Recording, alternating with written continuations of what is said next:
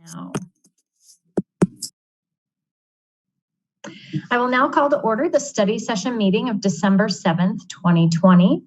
Due to the COVID-19 pandemic, this meeting is being held electronically, and members of council are participating remotely pursuant to our council's electronic participation policy.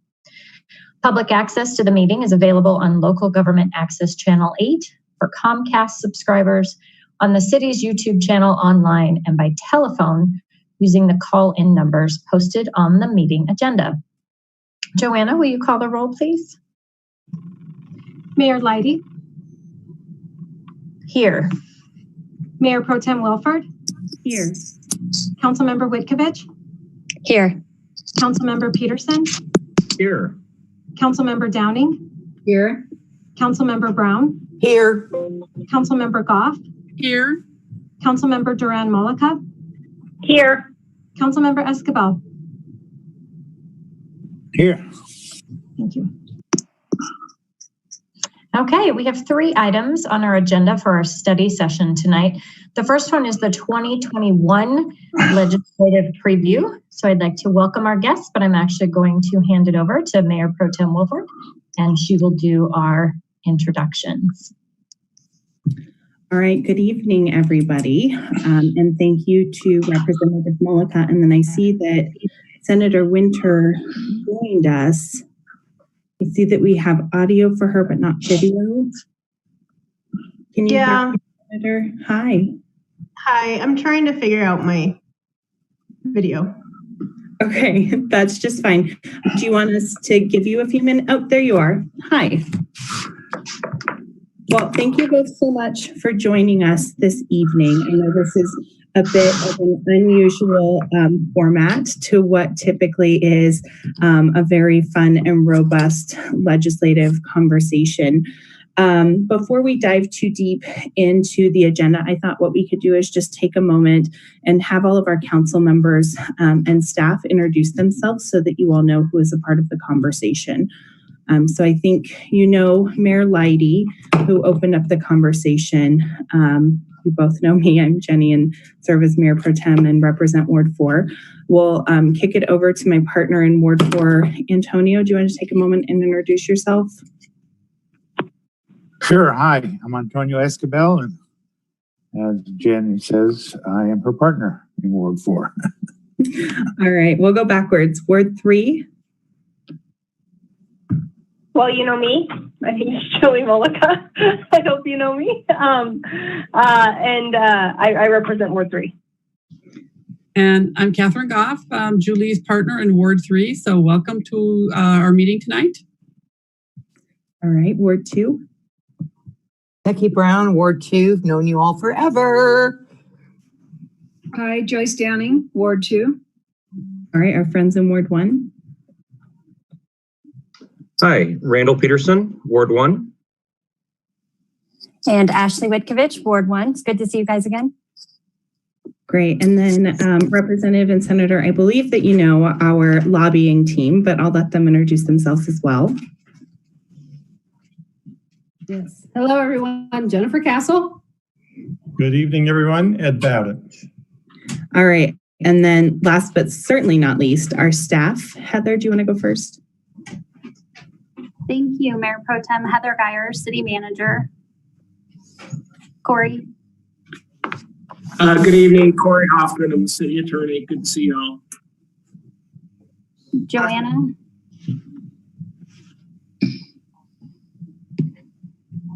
Joanna, would you like to introduce yourself?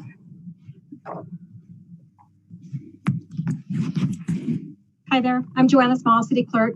Kyle, it's wonderful to see you again. And Senator Winter, it's lovely to meet you tonight. Thank you. Awesome. So I just want to take a moment and just highlight the folks that serve on the Legislative Committee. That includes Councilmember Duran-Mollica, Councilmember Goff, and Councilmember Peterson, and then of course our esteemed lobbying team.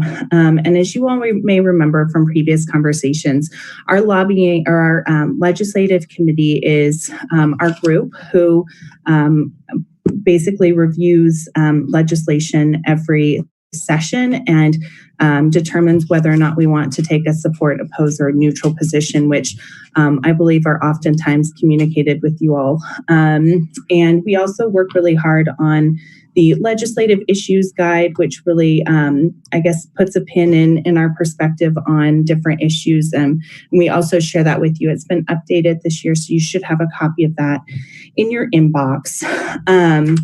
And I will say that we have a pretty robust conversation planned this evening.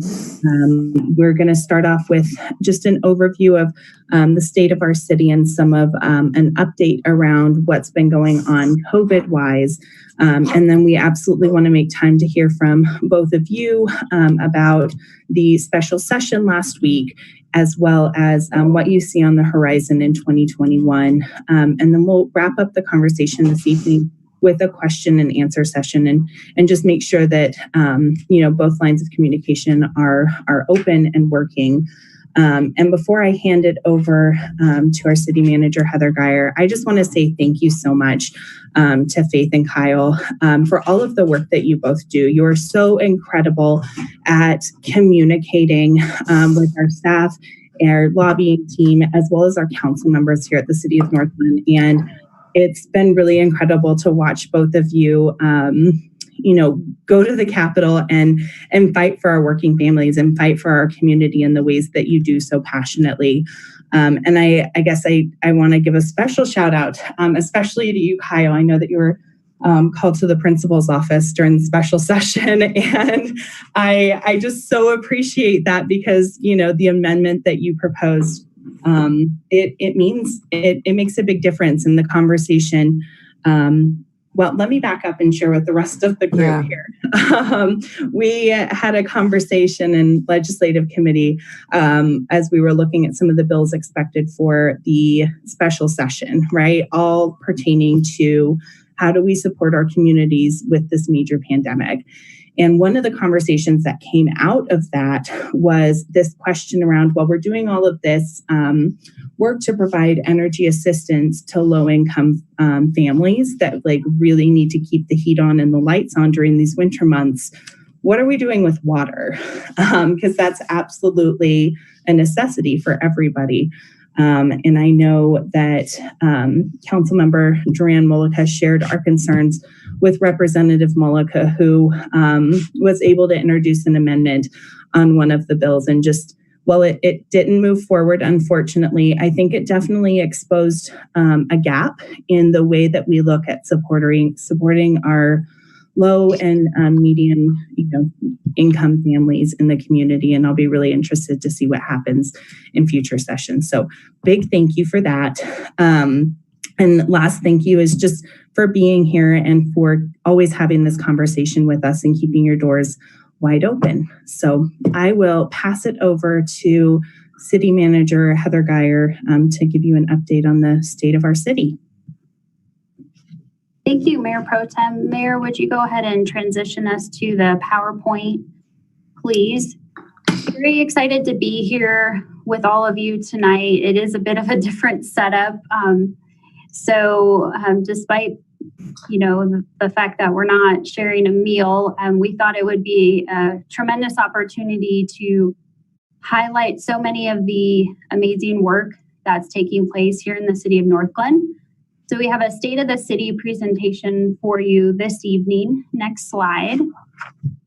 You may be familiar with our vision, mission, and values. In 2019, City Council really rolled up their sleeves and created a new vision for the community, as well as formalizing a commitment and identification of 4 values. And I hope you walk away from tonight's presentation with a solid sense that the work that's been underway has, over the past year, has really helped further this vision and value. So I won't read them to you, but this is our City Council strategic vision and values. Next slide.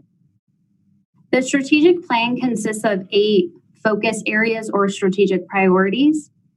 Again, won't read these to you, but this is the foundation of the work that we've been doing. And I think we will have the opportunity to highlight that even in the midst of COVID-19, not only have we been able to keep so many of these strategic focuses moving forward, we've also been able to build on some of the efforts and really make programs accessible to residents given health department guidelines and to make sure our community stays safe. Next slide. Very pleased to share with both of you that Northglenn is the recipient of 2 national awards this year, both for efforts related to diversity and inclusivity. One through the National League of Cities. You can see Councilmember Joyce Downing there. She made, I think, one of the last trips out of state before we really shifted into stay at home. And so she accepted our NLC Diversity Award for the city. And then the city was also the recipient of an ICMA Community and Inclusion Diversity Award. And we're really proud and honored to be the recipients of both of those awards for the arts programming that we do here at the City of Northglenn. Next slide.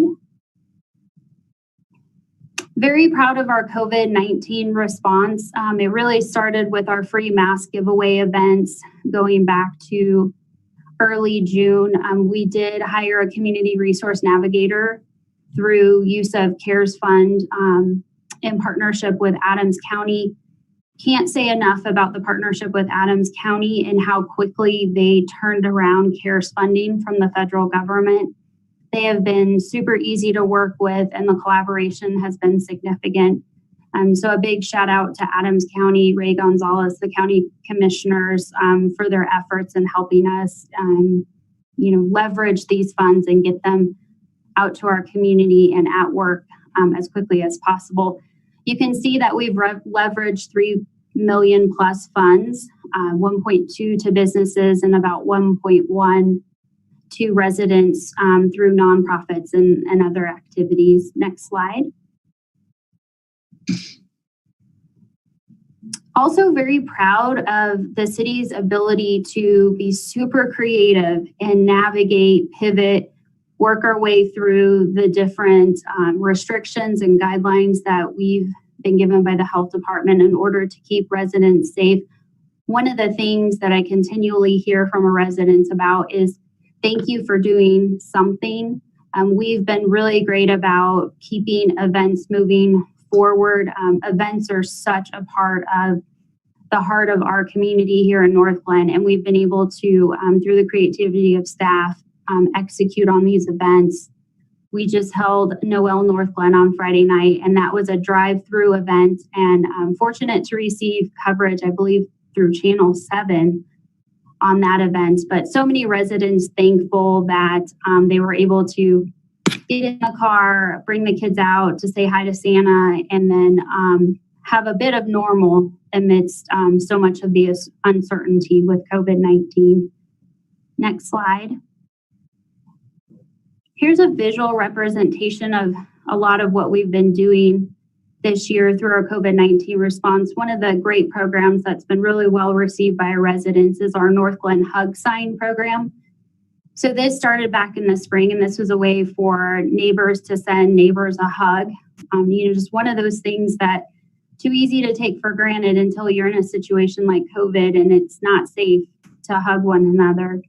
We also built on that program in November and did a Salute a Veteran sign for front yard. So that's a really great way. If you're driving throughout the community, you may have seen some of these signs here and there. And we've also been very proactive about our communication and messaging to the community. So you see our mask up and move forward, and then standing apart together messaging that we've done with the community. We also, back in the summer, City Council approved moving forward with putting up banners that have the message, "We stand against racism." So I'll touch a little bit more about our diversity board efforts in a minute. Next slide. So overall, the city's in a good financial position, all things considered. I would say we are cautiously optimistic We're projecting sales and use tax to be down about 6% through end of year. And our general fund budget is about 27 million. So about $1.5 million of funding is pretty significant with that size budget. Auto sales, restaurants, and other local retailers have been impacted by COVID-19 and the different restrictions that have been put in place. We're definitely uncertain about what this latest level of restrictions looks like for a local economy. And we've been really good about putting things on hold and being very cautious about moving forward with certain expenditures in order to make sure that we can respond appropriately if things get worse. Grocery stores and marijuana businesses, we've seen an increase in sales tax, and we've seen an increase, obviously, in online sales. So it's been interesting to see the decreases and then corresponding increases. So overall, we're projecting about a 6% decrease in sales and use tax. Property tax assessments and remain stable for 2020 and 2021. So it's unknown what future years will look like, but hopefully we can ride through the storm of the recession, and those will remain healthy. Other impacts that you see here to city revenues include impacts to our recreation center. Staff has been very creative about utilizing the rec center for preschool, for daycare and access, and then remote learning access whenever possible. And so definitely been impacts with revenue sources there. But overall, the city has been able to maintain a healthy reserve and hope to continue to ride out this storm. Next slide. So as I mentioned earlier, in the midst of COVID, the city has been hard at work, not only responding to those needs, but also moving significant social initiatives forward. And the city council created a homelessness task force in the early part of the year and was put on hold for some time, but then we were able to re-engage that group, and their work is well underway. They've been doing quite a bit of community education, working with our community resource navigator who's been making contact with individuals. And then they're also exploring safe parking lots with faith-based community partners, and also working on a regional level with Adams County in hopes to not duplicate efforts at the local level, but really coordinate and streamline accessibility to those important social services. The City Council also stood up in a diversity, inclusivity, and social equity board. This has 11 members who are residents, 1 youth at large and 2 at-large members. Their work is well underway. I believe last week they just engaged in a diversity training with Monica Williams with the Equity Project. They'll be bringing forward recommendations to City Council, and again, their work started in October, and the council member Catherine Goff is the council ex officio member on that board. Council is also in the process of creation of a community co-production policing advisory board. This is in progress and will be read on second reading, public hearing this upcoming Monday night. This is a 13-member board, which will be composed of residents as well as community service providers. This board recommendation came out of the Police Department 360 assessment that was completed in July, and the department, city overall, council ready to move forward and get that work underway. That board will officially get appointed in late February and have their first meeting probably first part of March. So very excited about strengthening our partnership with the community and really taking it to the next level. We've also made great headway with the implementation of body-worn cameras and dash cameras. So we'll definitely be in compliance with the Senate bill well in advance of the required time frame. Council supported moving forward with a 10-year contract with Axon Technologies in 2021. So we hope to have the implementation done by the end of 2021. And we're adding the dash camera piece, so we have that second angle along with the body-worn camera angle that we'll have per the Senate bill. Very excited about that. That's about a $2.7 million investment over a 10-year period, which on an annual basis, that amounts to just over $300,000 that the city will be funding through the general fund budget. Next slide.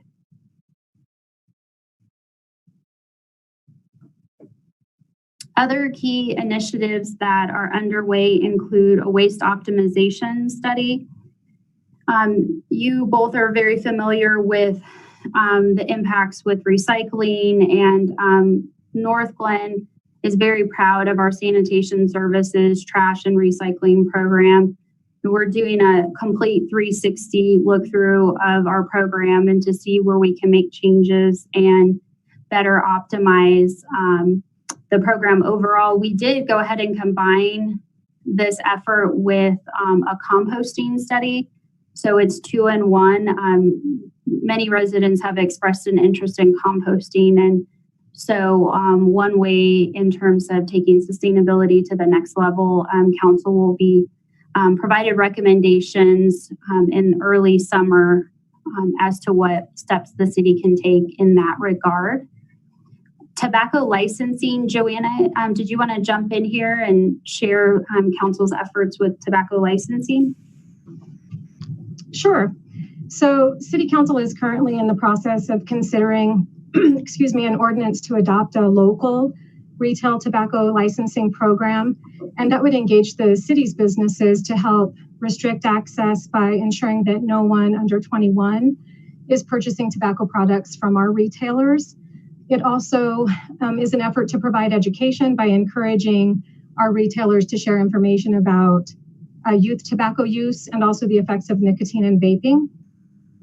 And so this is as a result of a study that was performed by the Rocky Mountain Cradle to Career Partnership that involved the city's members of the city's youth commission to provide feedback on youth vaping use. And so the proposed licensing program aligns with the state's regulation of nicotine products.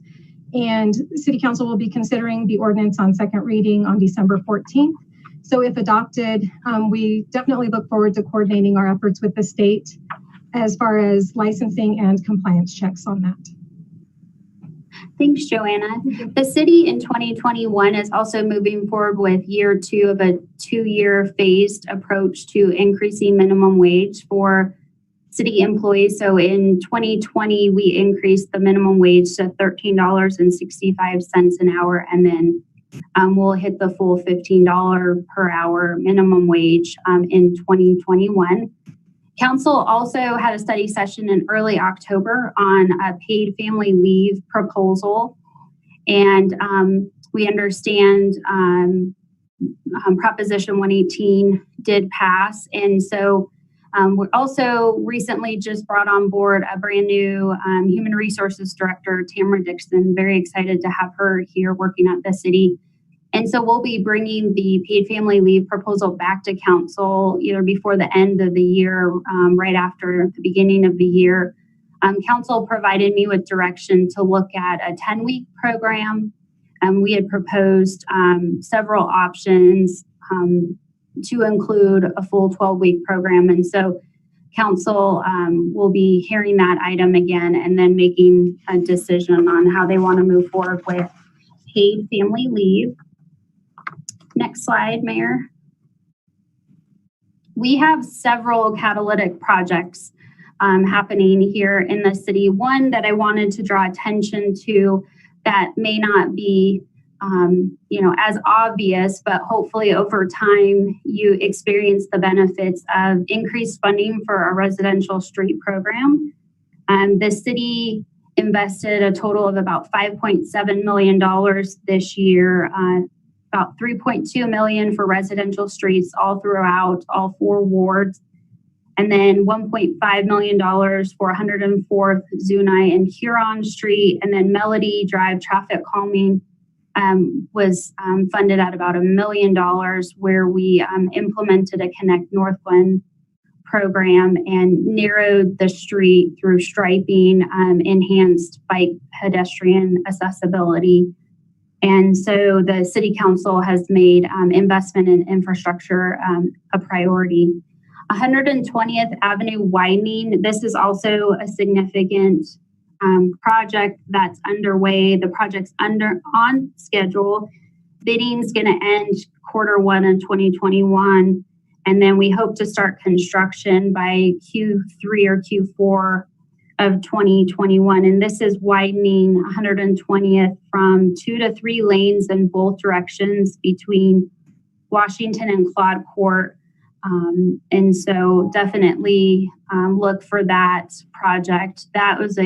We received grant funding in the amount of $6.9 million, thanks to the collaboration with NADA, Dr. Cog, other overall our transportation partners. So we're very pleased about that. I do have our force main and lift station A improvements on this slide. Maybe not as sexy as some of the other projects that we talk about, but providing utility, water, wastewater is a great source of pride for the city of Northglenn. And we're embarking on a significant improvement with our force main, a stretch of force main on the east side of the city that'll go out to, that travels up to the wastewater treatment plant in Weld County. The lift station A is in need of significant repair, and then the force main improvements that we'll make will help minimize odor issues and overall be much needed improvements to this infrastructure. Next slide, Mayor. And this takes us to our Civic Campus. If you have not driven by City Hall recently, please take a trip. It's worth the view, or travel north on I-25. This is a pretty recent picture of our Recreation Center, Senior Center Theater. You also see the schematic down below. We're on track to open this new facility, 85,000 plus square feet facility in late 2021, a state-of-the-art facility that will serve our community and beyond. And we're very excited about this facility. Next slide, Mayor. This facility is really going to serve as an anchor to an overall 21-acre site. And we call this our Civic Campus site. There are 11 acres on this site that you can see shaded in the yellow goldish coloring on the right side of the screen, which will be developed for residential mixed-use commercial development. And council's vision that was included in a master plan, you can see at the top those guiding principles that are what we're hoping to bring to life. We, council did make a decision to move forward with Continuum Partners. They're a well-known developer here in the Denver metropolitan area as well as nationally. And so work is underway. We hope to have a redevelopment agreement with Continuum Partners by February on what the 11 acres is going to look like moving forward. Council's expressed a desire to have affordable housing on this site, and that real nice mix of and balance between the recreational opportunities.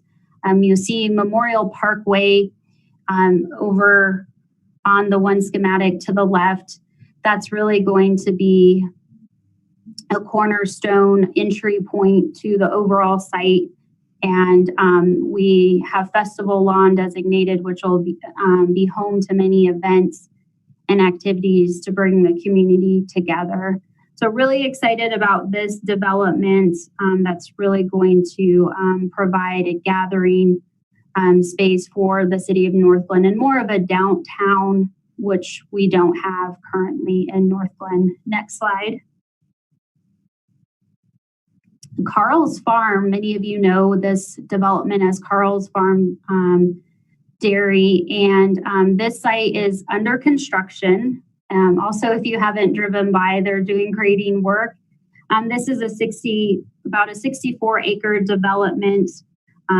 It'll primarily be residential on the northern portion of the site. It's more of a rectangular setup, and it's pretty deep, so it goes back into the property, and then the commercial will be on the frontage of 120th. There's about 8.3 acres designated for neighborhood commercial uses, again along the frontage of 120th, and then well over 500 plus units on the residential side. They're making about a $200 to $230 million investment in the city of Northglenn with this development. So really excited about that. Next slide, Mayor. We opened the N line not too long ago. And so one of the things I wanted to highlight here is the unique partnership that Northglenn Foundation, Arts Foundation, City of Northglenn fostered in really making our station as unique as possible through art. And so you see a horse right there, a horse sculpture behind Mayor Leidy down in the lower left corner. We were able to partner with Jeff Best, an artist who had done a piece, Salvaire, which was a winner of our 2020 People's Choice Art on Parade.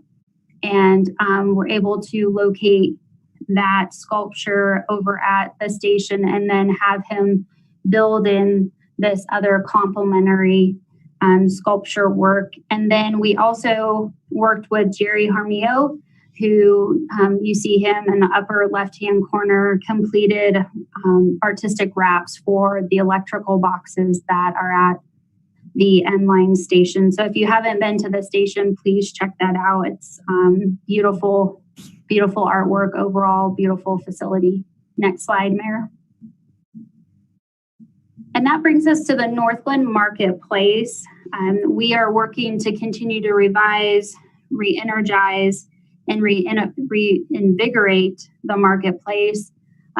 Things are still moving forward in terms of plans for the Harkins Theater. Staff has been in constant communication with HCP, who's in communication with Harkins Theater, and hoping to ride out the COVID storm and then be in a position to bring forward plans for the theater soon. The Bed Bath & Beyond was relocated. That's something new that you may not have seen if you haven't been over to the marketplace recently. We do have 2 new soft good tenants working on the leases, working on leases in the former Office Depot facility over on the west side of the marketplace, if you can picture that, over by Ross. That'll be coming in. And so HCP has been a great partner here at the City of Northglenn, and we're continuing to work with them to make sure that this facility and overall center continues to be a focal point, and we do what we can to help them be successful. Next slide. And with that, I wanted to share with you something new with the City of Northglenn. We have Northglenn Gear. So we're showing our pride, and you can log on to northglenn.org/gear, and there are several designs, I think 5+ different designs that you can choose from if you'd like to check out some of our Northglenn gear. We're really proud of it, and overall proud of where we're at as a community. And with that, I'll open it up to any questions that you might have about the state of the city.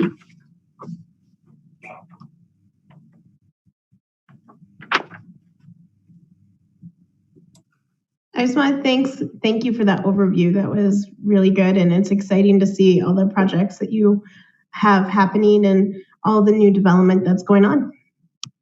I miss building things from being on city council. Thank you.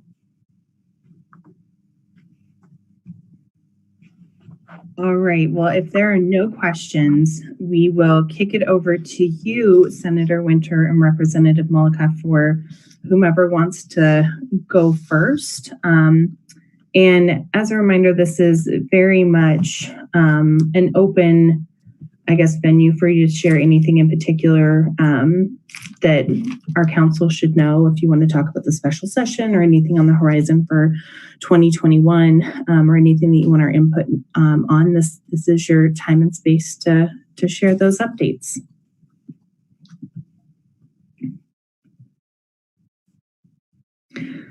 Senator Winter, do you want to go first? Sure. I thought you come off mute first. So.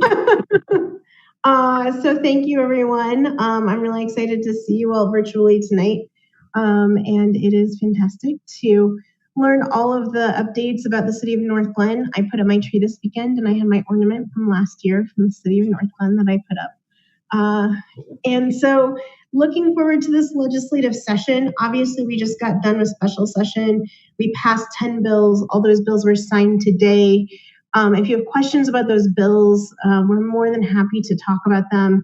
The bill I ran was Senate Bill 1 from special session, which will allocate $37.5 million to counties that will then distribute to local businesses for relief. And these are the businesses that have been hit most hard by capacity restrictions. So restaurants, bars, gyms, culture and arts facilities. And so definitely encourage you to reach out to the Adams County Commissioners. We said that they should and could partner with their cities for distributions of funds. I don't know specifically what Adams County's plans are, but there will be some funding relief for your local businesses coming soon. There was also $7.5 million for culture and arts facilities that have been hurt by capacity impacts, and then also $4 million specifically through the Minority Business Office for women and minority-owned businesses. So stay in touch with Adams County and help us get the word out to those businesses. And we know that even though $55 million is a lot for the state, it's certainly not enough that's going to save every business. And so at the state level, and I'm sure you all have as well, working with our federal delegation, really encouraging the federal government to take action on a relief package. But we did what we could with the resources we had. So going into next year's session, we will continue to look at how do we provide support for our businesses and our residents and our constituents as hopefully we come out of the tail end of COVID. So right now, 1 out of 40 Coloradans are, the model shows are infected with COVID. We're in a spike. And we also got our first round of vaccines delivered to Colorado. So hopefully we're on the tail end, but there's a lot of recovery to be done, and making sure that our local governments have the money that they need to recover is really important as well. So work with us, give us your ideas, knowing that our budget's also constrained, but we really want to be partners in making sure we're doing recovery, both in housing and small business support, healthcare, and everything else we need to do. I think that's going to be one of the main priorities of session when we go back. My main priority for the session is going to be transportation funding. So the governor has decided to make transportation funding a priority for the year. It's a priority for myself as well as Representative Matt Gray. And we've done a lot of stakeholder work and meetings. And we're more than happy to talk to anyone, whether it's the policy committee or if you have specific people within the city of Northglenn, to talk to about transportation funding. Specifically, we'd really like to talk to the cities and local governments around HUTF. So 117 passed, which restricts the legislature from passing new fees for new enterprises. However, we can fund enterprises that are already existing. And so what we're looking at is a bill that probably is going to include a gas fee, but it's also going to look at a series of modernization fees that really view our changing transportation infrastructure of how we're using the roads. And so I think COVID has sped this up actually, but we know that and we're calling it road usage because we use our roads in very different ways. So during COVID, I get a lot more Amazon packages. I get deliveries from King Soopers. I get my kids' school supplies delivered to my porch. So even though I'm getting everything delivered, I'm not actually paying for those roads, especially when it comes in an electric Amazon van, which is fantastic. Amazon bought 100,000 electric vans at our facility in Adams County, but that means my package, I'm not actually paying for the road. And we need to figure that out. And so we're looking at a host of modernization fees that really reflect how people are using the roads, including a gas fee. And so that's the input side. And then we're looking at the output side. And on the output side, we need to make sure that we're funding transportation also in a new way that makes sense in how people use roads and transportation funding, which means we definitely want more money for multimodal. In the last big transportation bill that was passed, it was 15% for multimodal. I think we're going to see a push to at least double that number, have more money for multimodal. And I know Northglenn's all within RTD, but because this is a statewide issue, there's also 63 other public transit agencies around the state that this could help fund. We're also have some pretty big climate goals in Colorado under Bill 1261. And right now, transportation is the second largest emitter of carbon emissions. So we also have to look at spending our money in ways that reduce carbon emissions and ultimately reduce lane miles traveled. And so that's things like encouraging multimodal, encouraging car sharing, encouraging carpooling, because there will be a time where we can get in cars with people that aren't our family at some point in the future. And we also have to talk about autonomous vehicles, because the last thing we want is a lot of autonomous vehicles on the road. So if in 10 years I own an autonomous vehicle that takes me to the Capitol and then drives home and then drives to the Capitol and picks me up and drives back, it's actually twice as many lane miles. But that also means a lot more congestion. And we don't want a future where you're stuck in traffic on I-25 and the autonomous vehicle in front of you is empty and the autonomous vehicle behind you is empty and you're trying to get to work. So we're trying to really look at what is the future of transportation, what's the future of climate, how do we tie this all together and infuse our system with some badly needed transportation funding. And so Representative Gray and I are asking for people to give us feedback. One, what are your bottom lines that you'd like to see in a transportation funding bill? And also, what are your aspirations and hopes? We'd like you to get that to us as soon as possible, because then we are going to take feedback from all the stakeholders. So we've met with the environmental community, the business community, we've met with metro mayors, we've met with US 36 corridor. I know some of you are on NADA, and I'll actually just take the time right now to say we'd like an official meeting with NADA to talk about this. So whoever is your person on NADA, please set that up. We've met with RTD. So we're meeting with all the stakeholders right now to get bottom lines and aspirations. And then we're going to put something together for people to react to. Because for too long, transportation has so many stakeholders and is so complex. We have a lot of conversations until April, and then we throw up our hands and say, oh, too late, we can't do it. And so Representative Gray and I are really pushing the envelope to make sure we can get something done. And the governor's office is working really hard with us too, which, you know, we know that we have a governor that when he puts his mind to something, for better or worse, it's more than likely to happen. So for this time, I'll take the better out of it. So we have transportation funding. I will also be working on a bill to reduce sexual harassment and age discrimination in the workplace. And then also working on a bill to make sure we are implementing those climate goals that I talked about. So the climate goals under 1261 and making sure that the state has the infrastructure set up to achieve those goals. So those are my big 3 projects. There's some other smaller projects in there that I'm working on, but that's really what I've been spending my time on, mostly getting ready for session. And I hope, and I'm sure we do have plenty of time at the end for any questions you have about any of those issues or anything else coming up.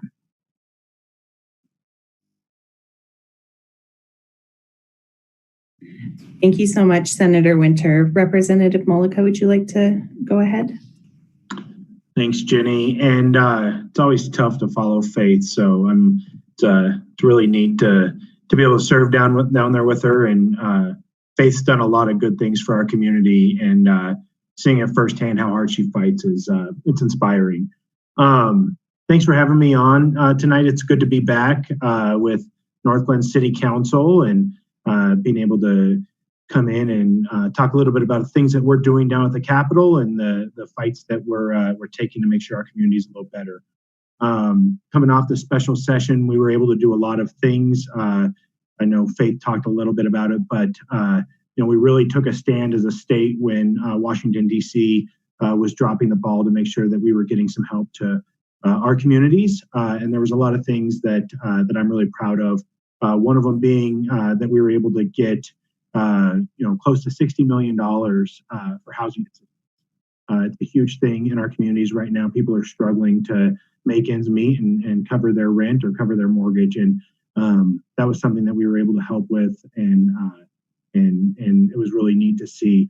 In that bill, like Jenny said, I did attempt to address some of the issues that we have around being able to pay our water bill and being able to cover that assistance. We're doing a great job at helping people out with their rent assistance, helping people out with their electricity and their heat, but we have a gap when it comes to water. I reached out to the city of Northglenn during that and was able to get information that this is not something that is unique, that a lot of cities are facing it, including Northglenn, and really push the envelope to try to get that money in for water assistance. Unfortunately, it didn't happen, but I think it got the conversation started. And a lot of people started perking up and paying attention. And I think we're going to see that issue addressed this upcoming session. And so I appreciate the city of Northglenn, helping take a lead. I was texting your guys' lobbyists late at night, and kudos to them for getting back to me the information so quickly. It was kind of a unique situation to be in with bills moving so fast, but you guys were a huge help in really moving that along and making sure that people understood that it was an issue. This upcoming session, I think, is obviously going to be heavily focused on stimulus and making sure that our communities can get through this economic crisis that we're facing and this pandemic that we're facing whole on the other side. We're going to continue to try to make sure that Coloradans are taken care of. And I think that's going to be a heavy focus. Specifically for me, being a nurse, working in the ER on the front lines, seeing all of this go down firsthand, I think it's really showed a glaring hole in staffing issues that we have in our hospital. Right now, we're getting ready to see another peak within a peak, and it's just, chaos. And we can have all of the beds that we want in the world, but if we don't have the staff to staff those beds at our hospitals, they don't do any good. And so Representative Caraveo and I are working on a bill that we can address staffing issues. Going to be working on some bills to make sure that we can address affordability of healthcare as well, not just healthcare, but of prescription drugs as well. And so those are a couple of the big things I'm going to be working on. In addition to that, when I was on city council, one of the things that I was really proud of that we did as a city was that we worked with our residents to make sure that they securely stored their firearms, and that we would, if they brought their receipt in, we would help them out with the cost of purchasing a safe. And if they purchased it within the city of Northglenn, we would help them out even a little bit more. That was something that really stuck with me as a gun owner myself, that we were being supportive there, and that as a gun owner, it makes sense that you properly store your firearms. And so I'll be running a bill this year that defines what safe storage is and make sure that we have policies in place that firearms are going to be safely stored when children are present, so that we can prevent any unnecessary accidents, just like we do with seatbelts in cars. We want to make sure that that we're doing everything we can to prevent an accident from happening and somebody getting hurt. Lastly, I'm also going to be working on a bill, which I think other municipalities may see more benefit from, but I think from a CML perspective, I think it's going to be beneficial. That's around firefighting. California took the lead on this bill, but that, we have prisoners that are out fighting fires, putting their lives on the line to protect our communities, and are doing an amazing job at it. But when they get out, they're unable to use those skills that they've gained in protecting our communities. And so I'm looking at a bill that will allow them to utilize those skills and become accredited and be able to get a job in the field that they were working while they were in prison, so that they can hopefully turn that table a little bit and become productive members of our society. So that's something that I'm really proud of, and I think is going to do some good things as well. So that's a chunk of what I'm working on, and just hope that I don't get called to the principal's office on any of that stuff either. So.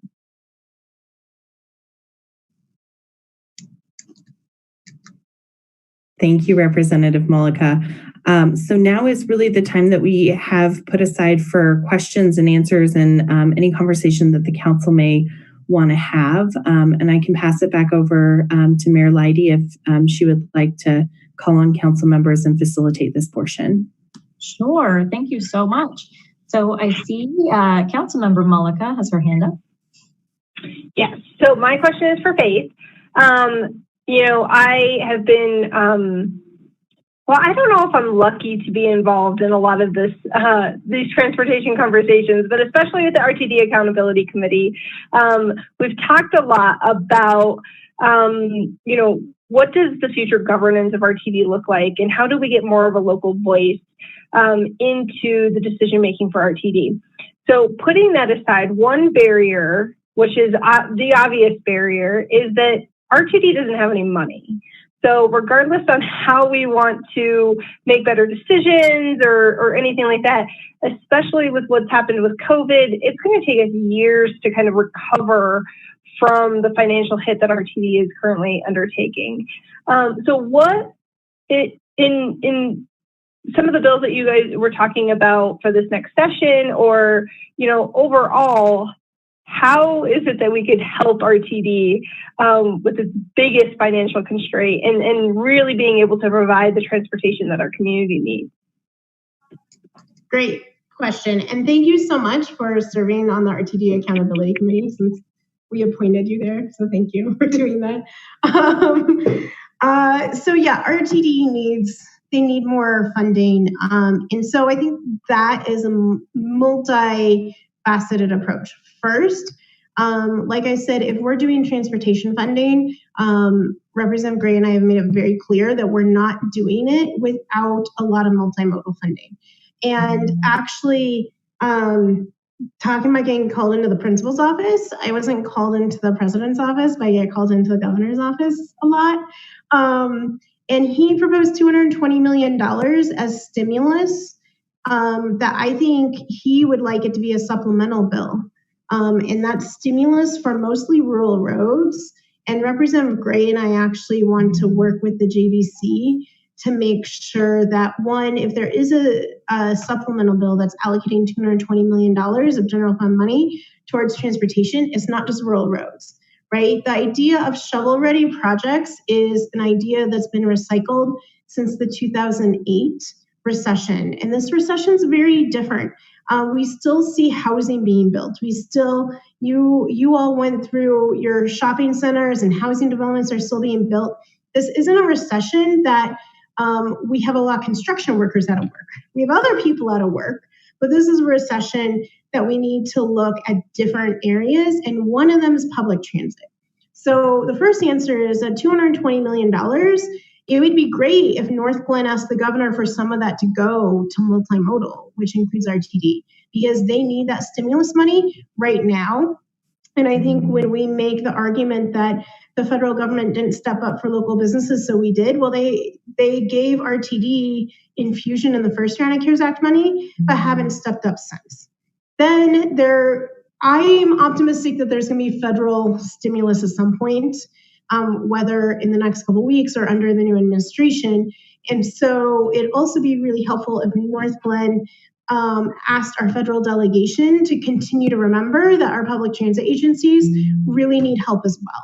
So they've been just as impacted by these severe capacity restrictions as restaurants have, right? And so we've seen areas of our economy hurt more than others. And so asking our federal delegation, because actually one of the reasons, one of the main reasons that RTD got the first infusion of money is there was a call between legislators and our congressional delegation, and I brought up public transit agencies. And that wasn't part of the stimulus yet. So we all need to be saying, hey, when you do stimulus, you need to include public transit agencies. I also think we have the most public transit loving president coming in, right? I mean, he's very vocal about how much he rides public transit and loves trains. So that's a huge opportunity too, when we're working with the future Biden administration on stimulus, and both RTD and Northglenn should be asking our federal delegation and the administration for that money. And at the state level, we should as well. And then the third piece of that is this hopefully transportation funding package that Representative Gray and I are working on. Because we definitely want at least $1 out of $3, if not more, going to multimodal. And if we're doing this in the right way and we're creating an infusion of money, then that is going to be increased funding at the state level for RTD. Now, because 117 passed, which was the bill, which was the ballot initiative about new fees, we have to send it through HUTF. And so we're going to have to restructure HUTF to make sure that public transit agencies are getting that money, but I think we can do that. So 3 things, 3 action items, and hopefully we get them some money. Awesome. Thank you so much. Councilmember Goff. Thank you. You know, it's funny, Julie asked the question, one of the questions I was going to ask, so thank you. So the other question I had was, I just have not heard any of our state legislators, or even at the federal level, any discussion or any kind of planning for what's going to happen when millions of people get evicted, when the eviction moratoriums end, and we suddenly have millions more homeless people. And I just would like to know, I mean, are there any discussions like sort of behind the scenes? Are people thinking about it? Are people hoping something miraculous is going to happen before that has to be dealt with? I mean, or just like, this question is really for both of you. I mean, any thoughts on that? Any hints, clues, dreams, anything? Yeah, no, thank you, Catherine. And it's a huge thing that's lingering with us down at the Capitol. You know, as a state, we just don't have the resources to deal with it all. We started off at 50 million, and in the discussions, I was able to advocate for an additional 10 million to come in with others. Senator Winter was in there too, and you know, so we were doing as much as we can. We made sure that we focused on that those could be used for arrears as well, because it doesn't make sense for us to just do 1 month at a time if somebody's 3 or 4 months behind, and having that hanging over their head, so that when that moratorium is ended, that it didn't really do much good anyway. And so that was a big thing. I don't know if I have the answer for you. I know that we need to have a stimulus coming in from Washington, D.C. to truly try to address this, and to try to make sure that we're helping out people as much as we can to get that rent paid so that they can get back on their feet. But it is something that loomed heavy for a lot of us down at the Capitol, and it was frustrating because we wanted to do more, but we just didn't have the means to do it as a state. And so to really address it at a bigger level, it's going to require some money coming from Washington, D.C. Okay, well, I guess I understand all of that. I mean, I think, you know, every state in the United States could say the same thing. So are there plans for what to do with all those homeless people? Because if nobody's going to be able to help them out and they all get evicted, I mean, they have to go somewhere, and they are going to be somewhere, and so somebody's somehow going to have to deal with them. So I just was wondering if there are any kind of plans in the works of what to do with these people. Yeah, I mean, the honest answer is no, right? So I mean, we're all waiting we're all waiting for federal money. Mm-hmm. Honestly, a lot of it goes on our local government. So I'd love to hear what Northglenn has planned, right? You see Denver trying to address it, opening up the first encampment, publicly sanctioned encampment. There's no silver bullet issue. Silver bullet solution. There's money that we need for affordable housing. There's money we need for eviction relief. We know there's a ton of rentals where you just have one rental unit and you can't carry two mortgages without your rental income. And so we have kind of a second tier effect. And then on top of that, we know homelessness is tied to addiction in many places. And we've reduced our money for opioid addiction and other addictions. And this is probably one of the most complex issues we have as elected officials is figuring out homelessness. Mm-hmm. Because it's tied to addiction and mental health and affordable housing and jobs and wages. And now on top of that, the pandemic is making all of that exacerbated and worse. Mm-hmm. And so we don't have a plan. I mean, is the plan just to open up sanctioned encampments all over the state? I don't know. I mean, I'd like to hear a plan. I'd like to have some creative thinking, and we're not going to do it without local governments because you all are on the front line of managing these issues. But we don't have the resources right now at the state level to just provide everyone that's going to be evicted with their mortgage or their rent. And so what do we do in the middle with the limited resources we have? And we did what we could. It's the same with the small business bill. We allocated $55 million for small businesses in culture and arts. It's not enough to save every restaurant. We allocated $50 million for housing. It's not enough to keep everyone in their homes. And we're pulling all of our resources and all the change out of the couch cushions, doing everything we can, and it's still not going to be enough. And Catherine, the state DOLA estimates that through this all, it's going to be about $470 million in arrears for back mortgage and rent payments to put it into perspective. One of the things that we did with this, obviously the governor has put an executive order into place that late fees cannot be charged during this time, which I think is a huge thing to try to protect some of our renters. And another thing in this bill that we put in there was that if assistance is going to be provided to that landlord and everything gets current, that if there was an eviction process that was happening at that time, that process had to stop, and that they couldn't continue with that eviction process. And so we're really trying to figure out how to protect members of our community, our most vulnerable members. And we've been racking our brain on how to do it. I just don't know if there's an easy answer out there.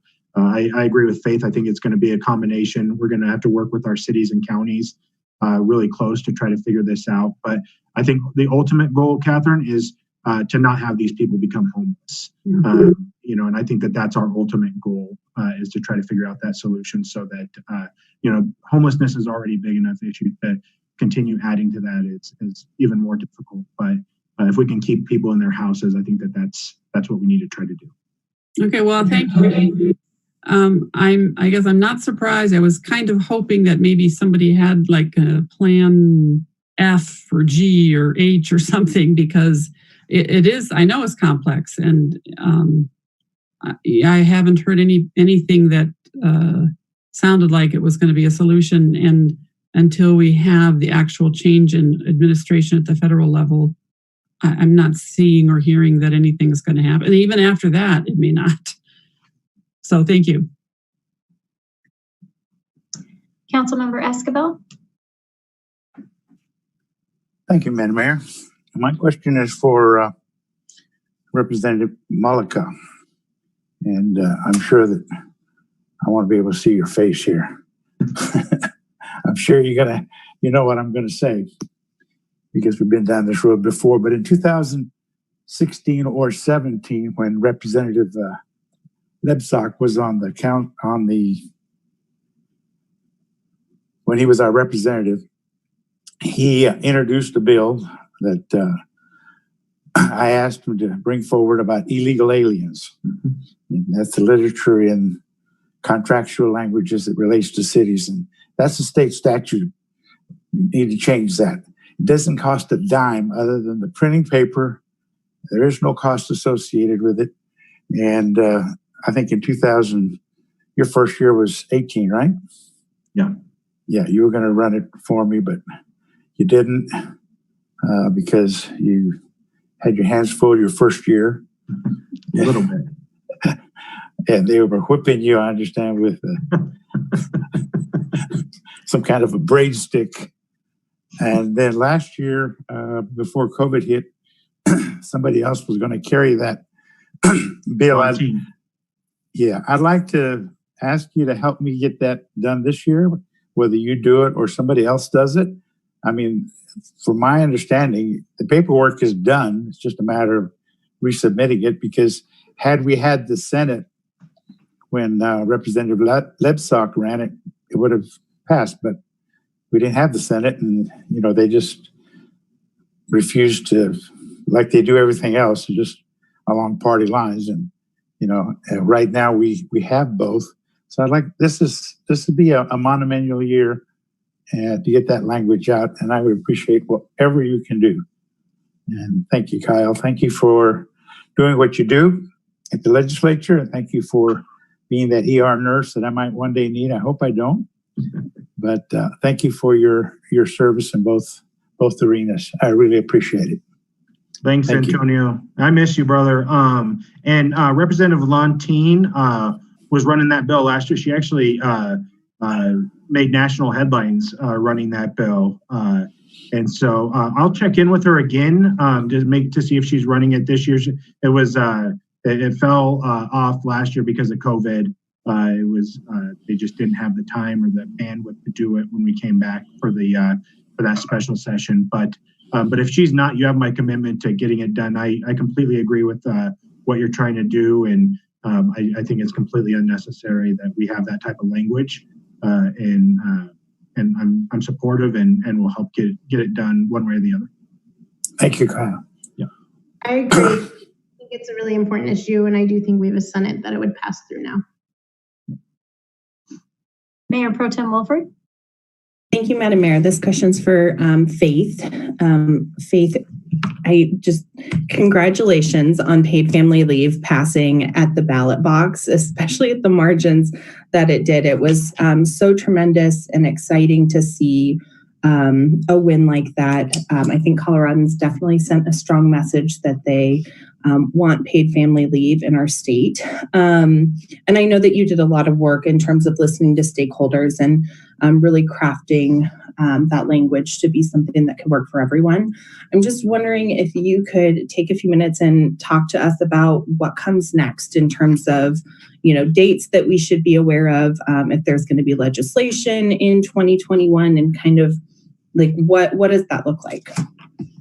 Great, thank you so much. And I really appreciate Northglenn's conversation on paid family leave and leading the way forward for local governments to talk about it. So currently, because of TABOR restrictions, we are not requiring local governments to participate, but you can opt in to participate.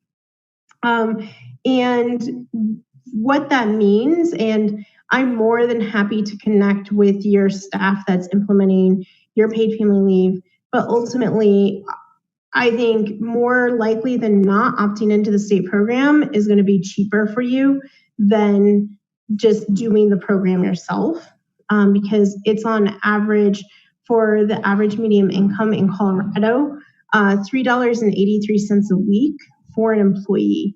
or about $200 a year for an employee on average medium wage.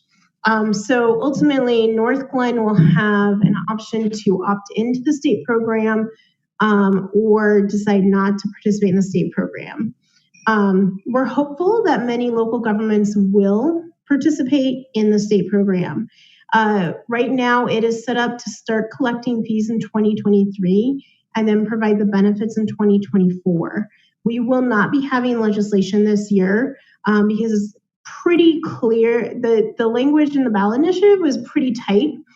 There will be some rulemaking that the Colorado Department of Labor and Employment does. I actually have my first implementation call with CDLE tomorrow at 8 a.m. To talk about their process and what they need from our JBC to implement 118. I would imagine one of the rulemakings that they are going to do is how local governments interact with the program, right? Because it would be really messy if you opted in for a year and then jumped out and then jumped back in, things like that. But we can figure that out, and that will be at the CDLE level. And so really looking at 2024 for implementation, 2023 to start collecting fees. And then, I'm happy to connect you with any of our policy experts or work with any of your staff to really go through what the cost of being in the state program would be for Northglenn versus providing it on your own.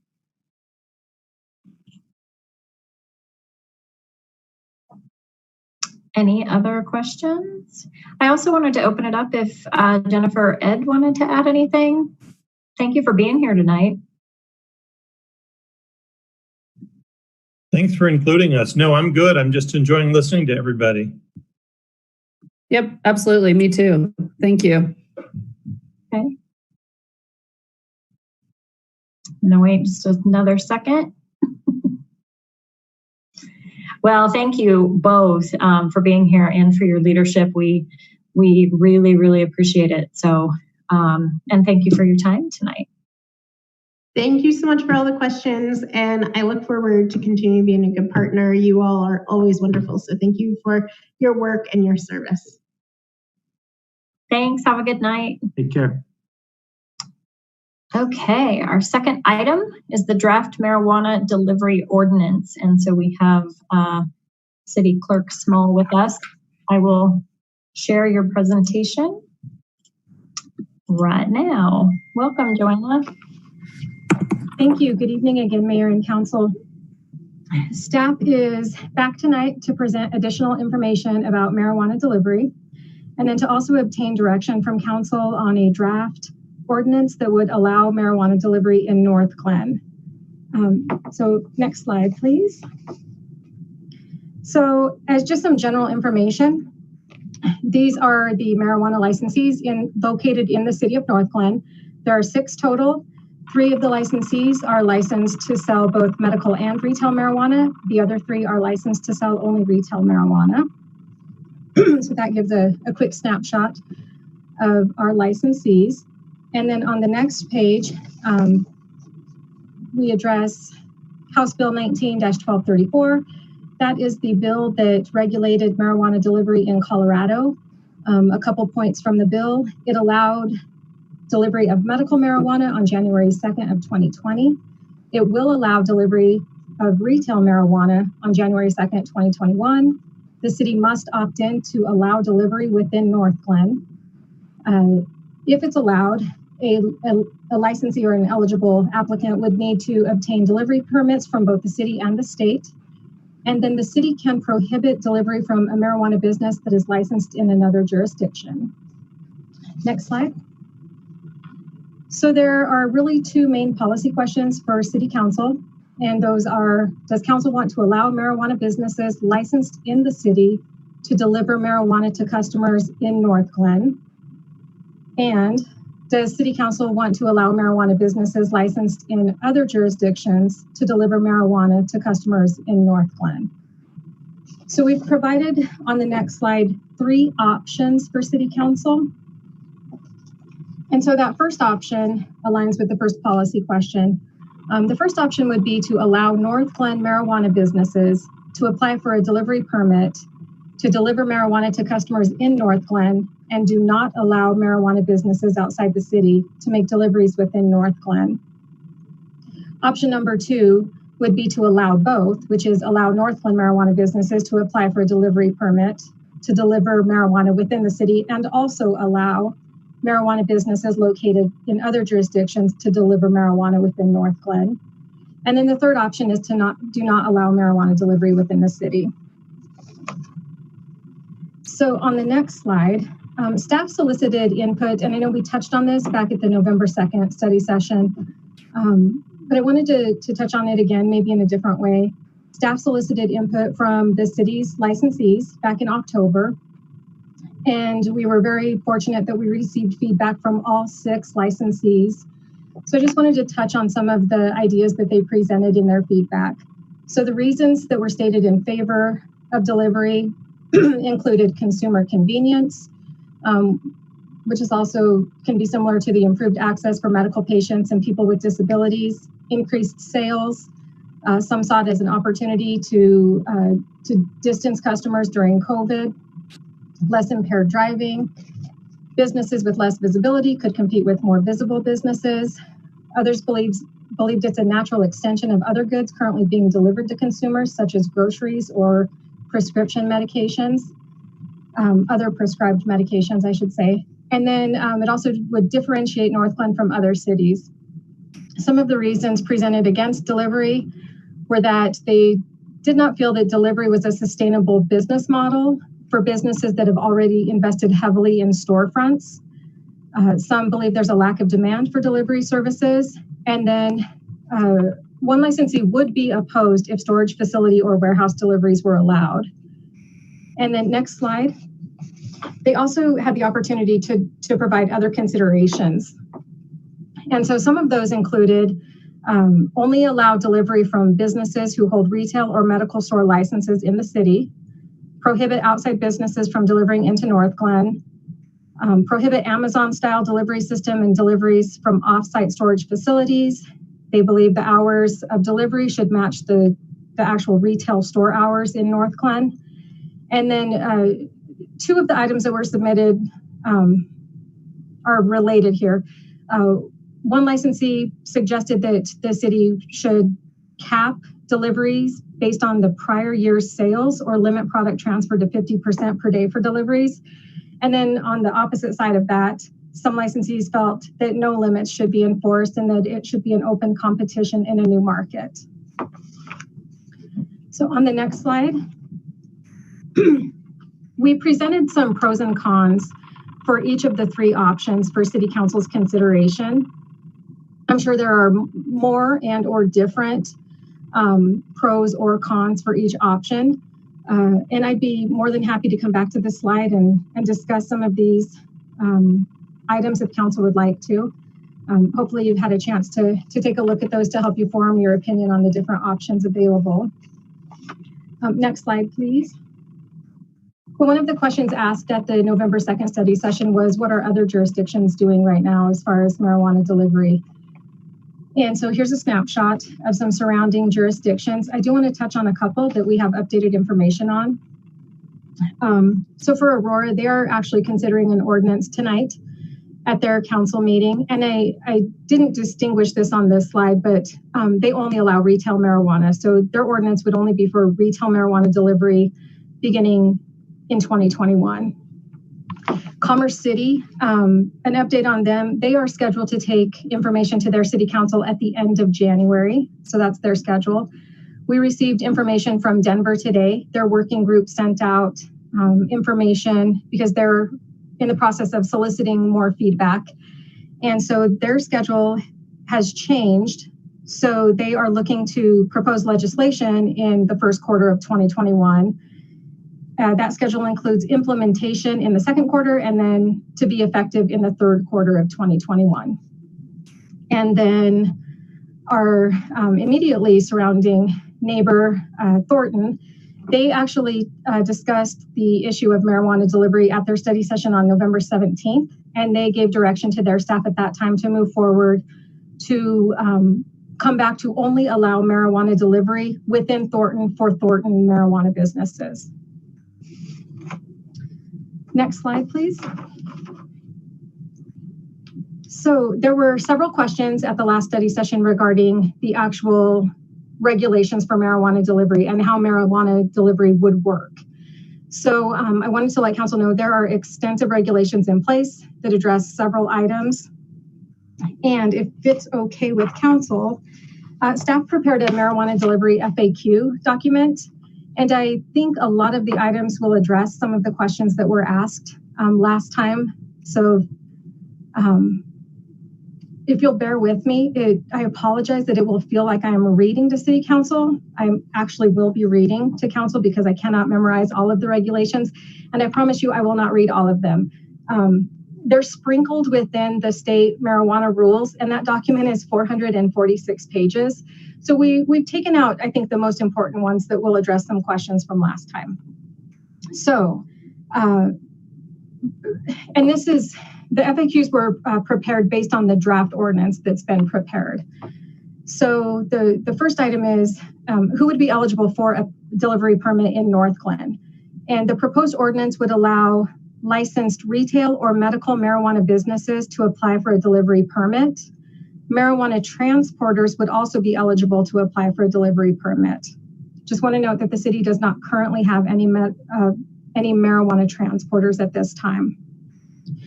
Marijuana can only be delivered to a person 21 years of age or older and who possesses an acceptable form of identification. Marijuana for a medical marijuana patient who is under the age of 21 can be delivered only to a registered caregiver, parent, or guardian who is 21 years or older. Marijuana can only be delivered from a licensed retail marijuana store or medical marijuana center. Marijuana cannot be sold from a storage warehouse, cultivation facility, non-permanent structure, or a vehicle. No marijuana products may be placed in a delivery vehicle without a metric verified delivery order. And metric is the system that the state uses for their seed to sale tracking. There was a question about the delivery and who might be the person behind the wheel making the marijuana deliveries. So I did want to let council know that only badged employees or owners of the licensed retail or medical marijuana business may deliver the marijuana. So the marijuana delivery program that's being proposed would not allow a DoorDash type of delivery from a third party. And when we talk about a badged employee, I want to give just a little information about what that means. So with the marijuana licensing at the state level, the application process includes a thorough background investigation for badged employees. So upon approval, a badge is issued, hence badged. The badge includes a photo of the individual, their name, an occupational license number. The badge must be visibly worn at all times while they're on duty. Non-compliance with any regulation or rule can result in the suspension or revocation of that Marijuana Enforcement Division issued occupational license. Those occupational licenses are required to be renewed every 2 years.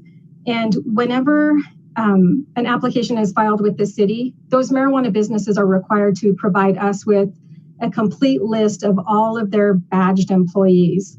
So at any time, we should know who has been authorized to work in and for a medical, or not a medical, but any marijuana licensed business within Northglenn.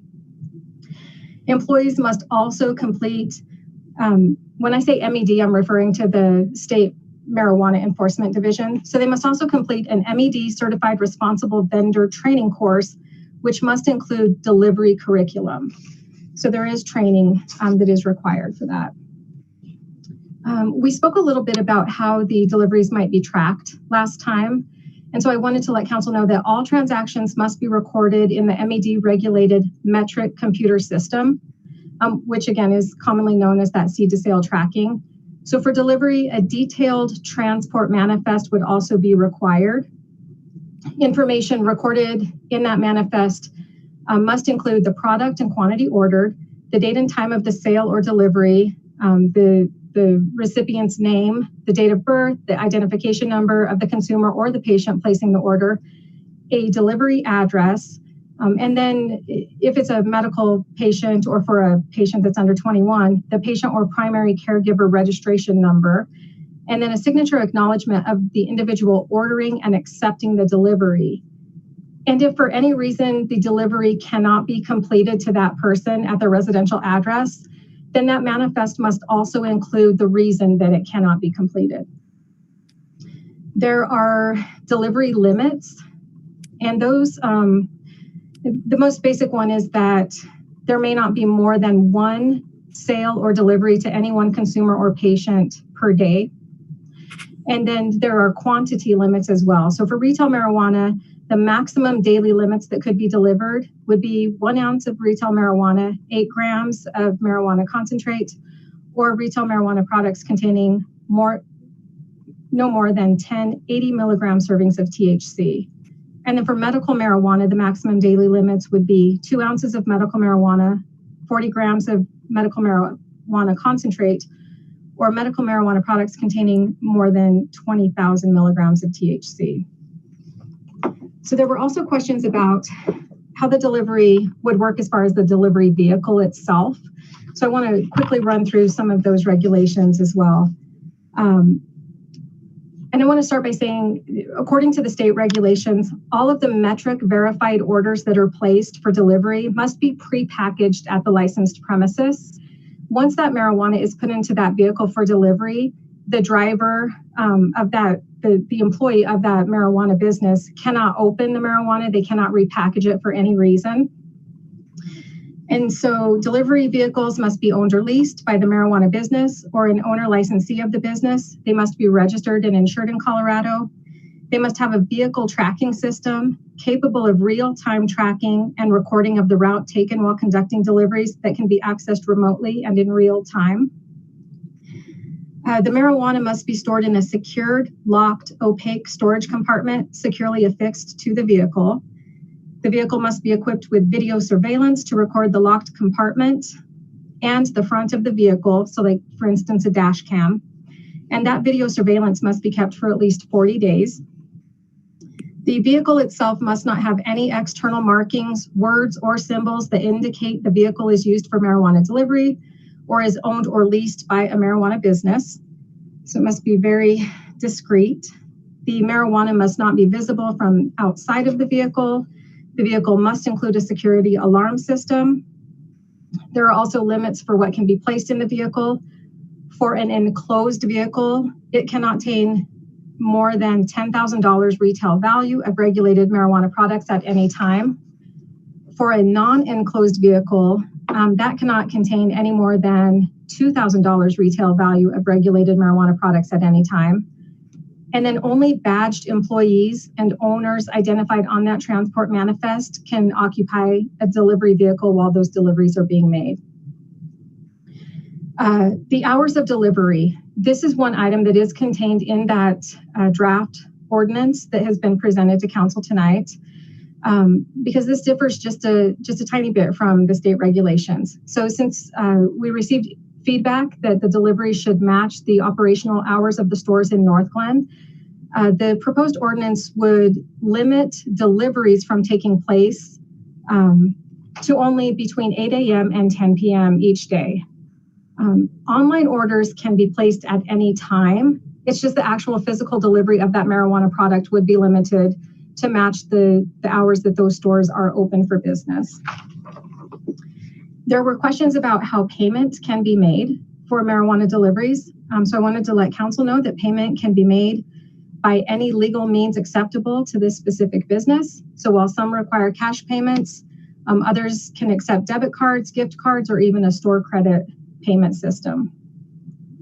And then there was a question about how sales tax would be remitted. So sales tax would be collected and remitted based upon point of delivery and not point of origin. So for example, if marijuana is delivered to an address in another city or county from a business that's licensed to operate in Northglenn, that sales tax would leave Northglenn and would be collected at the point of delivery in that other jurisdiction. If marijuana is delivered to a Northglenn residence, the city of Northglenn receives that sales tax based upon the effective rate in Northglenn regardless of which business is making that delivery. So it's just like a pizza delivery. That sales tax is collected at the point of delivery, not necessarily the point of origin.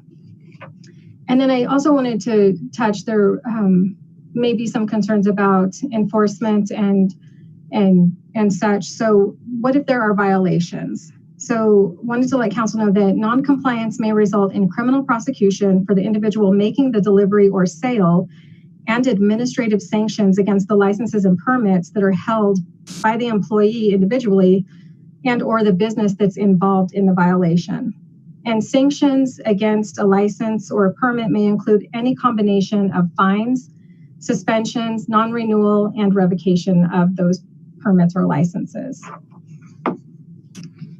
So, the draft ordinance that has been presented in the packet tonight, you'll notice that it refers to state law, the state regulations.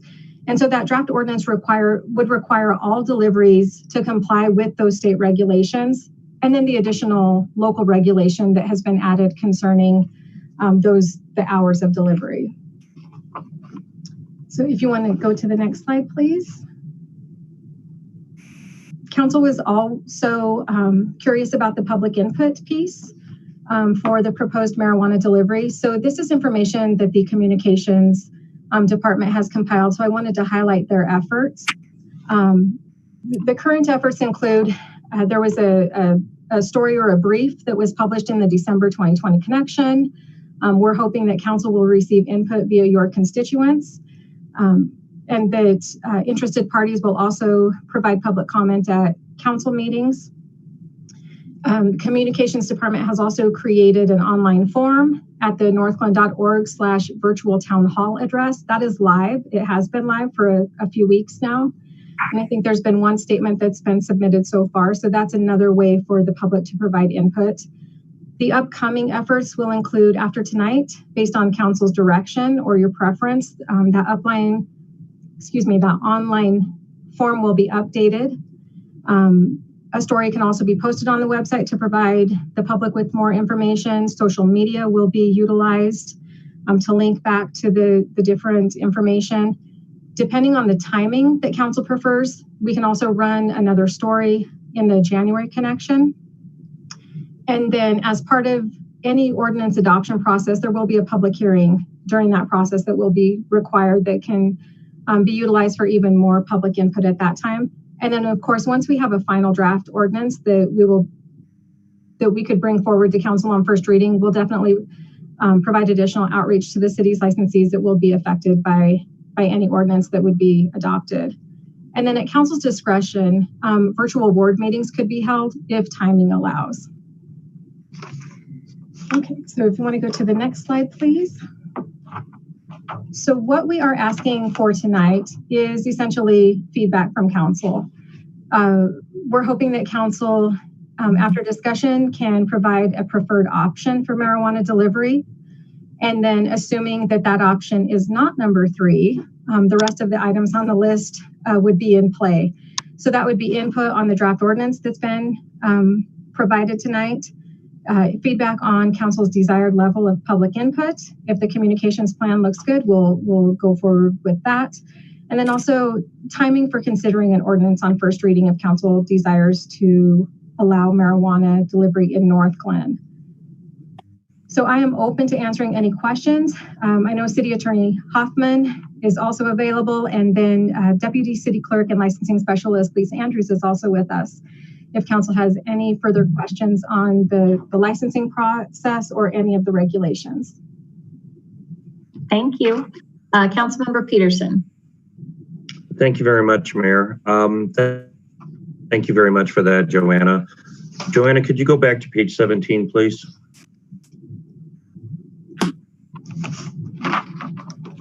And screen share that. Thank you.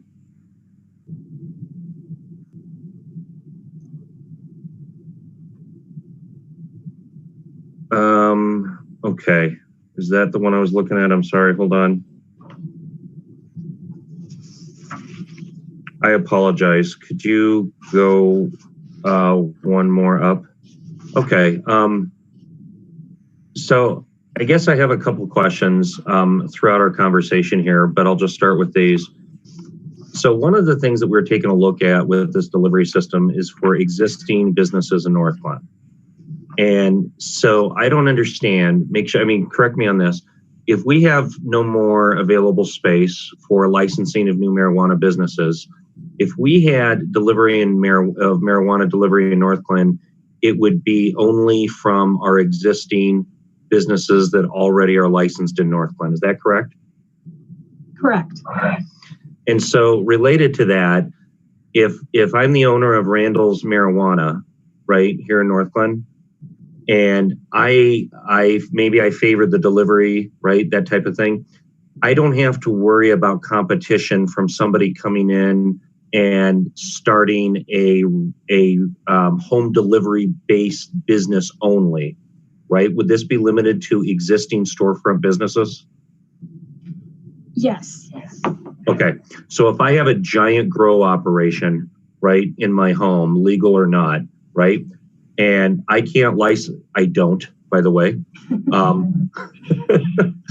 but if I had something like that, I couldn't sign up and start a business as an LLC as Randall's Home Delivery Northglenn option. I'd have to be an existing marijuana business with an existing storefront.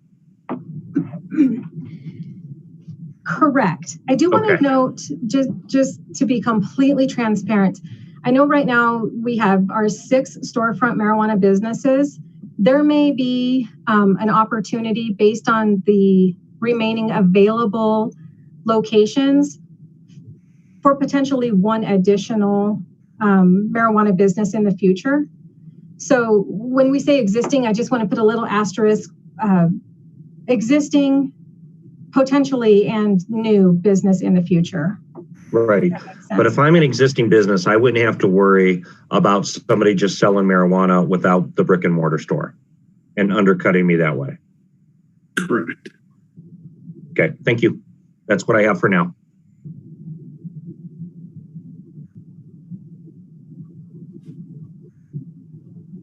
Councilmember Goff. Okay, mine, I'm not exactly sure this is a question, but the statement that we got back, the surveys from the existing stores, all but one said that they want Northglenn to prohibit outside businesses from delivering into Northglenn. And on the surface, I get that, but it in some ways to me that seems like kind of not being a good neighbor, and that if other municipalities, it seems like we might be the first one in the area to be doing this. And if we start off saying, closing our gates and saying it's only us here, selling to us here, and I get that means that we get the sales revenue, but if it's more wide open, I think that is a better, there's more competition. It's a better choice for our residents in terms of maybe better pricing, and they then also our businesses here in Northglenn could be selling to residents in Thornton or whatever, Westminster. And so their business suddenly becomes, they could be making more sales, even though the city doesn't get the sales tax. But as other cities, I'm assuming, are going to eventually, come on board with this, then their residents could be ordering from our Northglenn. It goes the other way, that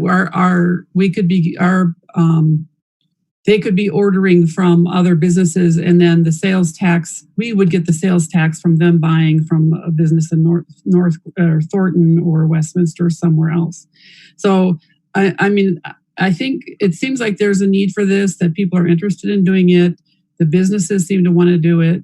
I think it sounds like we've got all the T's crossed and the I's dotted, and I appreciate Joanna being succinct and explaining, the details of this. So I'm not against it. And if we want to go just kind of close the gates and keep it in Northglenn, I'm okay with that. But I just think that in the long term, it might be better to be a little more open and friendly with our neighbors, with the expectation that they would return that favor, and that in terms of competition, making better prices and choices for consumers, that might be the way to go, is to have it be a little bit more open. But that if someone has a different viewpoint or would like to analyze that a little bit differently, I'm more than willing to hear that. Joanna, can I ask a question? Just based on everything that Catherine just said.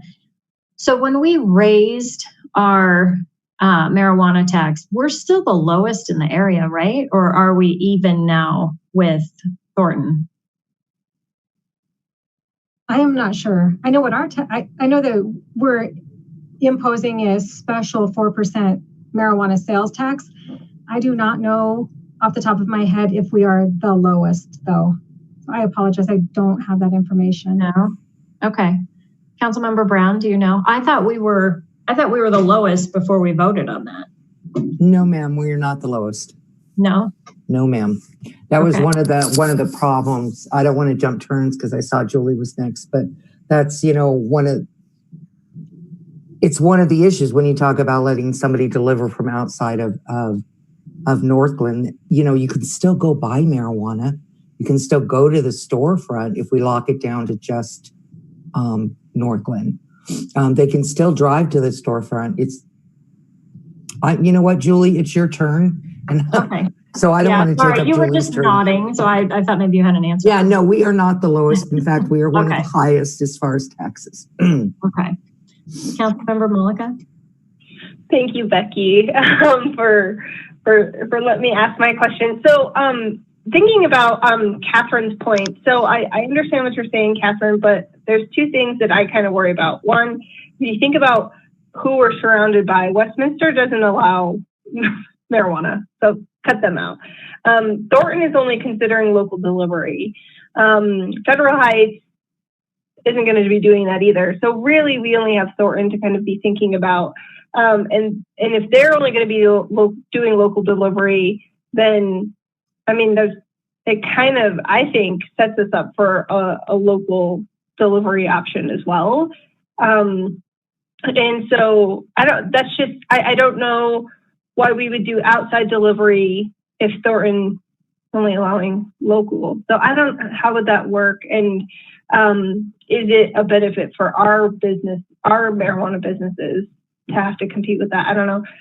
But my question was actually, I was hoping Joanna could help me answer something, because I just don't feel like I know enough. Okay, so in the survey responses, one of them at the very bottom said, under the against delivery, it said would be opposed if storage facility or warehouse deliveries were allowed. So do we have anything that's technically a storage facility or a warehouse delivery in Northglenn, or were they kind of talking about warehouses outside of Northglenn delivering locally? I guess I don't really understand what that statement means. So we do not have anything that would be considered a storage facility or a warehouse that is currently allowed. And I think the difference, since a lot of the marijuana businesses have other businesses in other jurisdictions, for instance, other jurisdictions offer a transporter license. And in Northglenn, you have to have a physical on-site premises that attaches to that transporter license. That might not be the same in other jurisdictions, which is where I think the potential exists for, let's say, a transporter storing their marijuana in a licensed off-site facility, but then delivering that product to a consumer. There's nothing set up in Northglenn that would allow for that, for deliveries to be made from a storage facility or a warehouse. Right now, it's limited only to that the licensed retail marijuana establishments or medical marijuana stores. And then, of course, if we ever had a transporter application, they would need that physical premises within Northglenn to be attached to that transporter license, and we just don't have that type of business right now. that answer your question? Yeah, I think it does. Thank you. My other question was, because I know that when somebody goes in to buy marijuana from a storefront, they have to like scan their ID and everything like that. Would that same thing happen at the door with delivery?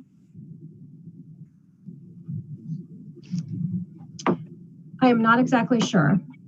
I know that when as it was explained to me, when a delivery order is submitted, that information is entered into the system.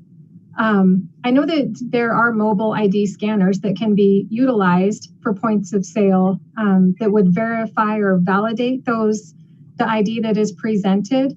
I think that's it's possible. I don't know without going through the regulation. I don't believe that's required at the door when the delivery happens. So I know it's possible. I don't believe it's required at the door for delivery. Okay. All right. Because one of the things I was just thinking about is like, how are we, verifying the identity at the door? I mean, is it just a general ID check or what does that process look like? I think is just one of the things I'm curious about. And then for our local businesses, how many of them do you know accept debit and credit and things like that? Or are they only cash only businesses?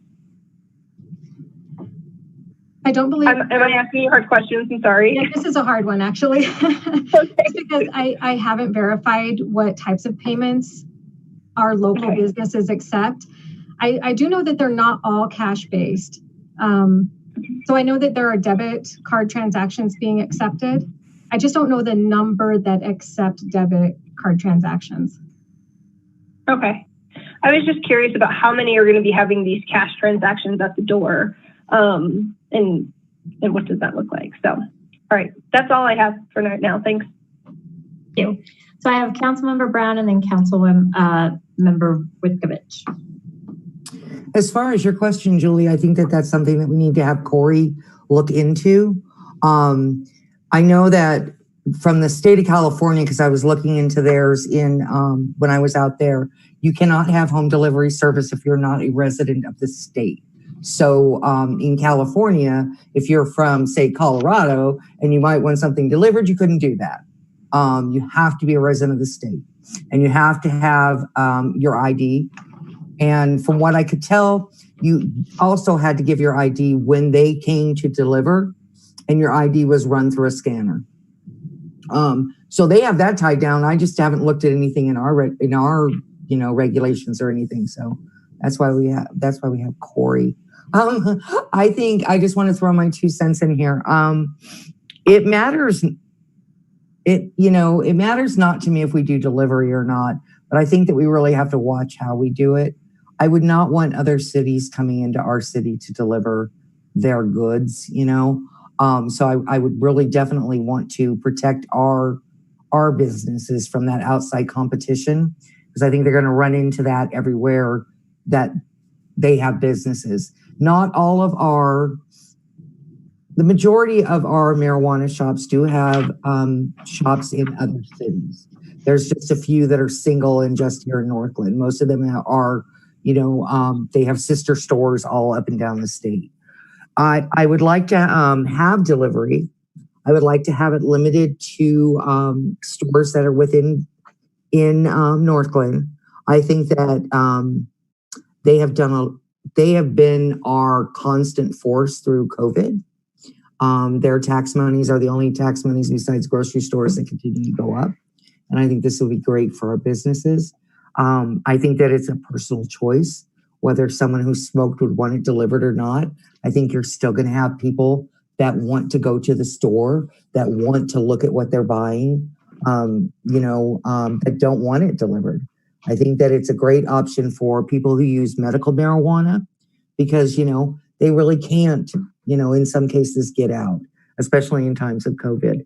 But those are really my only statements. I'd like to know that if this mirrors California, like most states have done, and I would prefer to leave it limited to our businesses in Northglenn delivering to Northglenn. And I think one of the things we talked about, I just spun my finger. One of the things we talked about was like when we buy something from American Furniture and I buy it down in Thornton, I get charged my tax rate. So that tax money doesn't come to me. It just stays with American Furniture at a higher rate.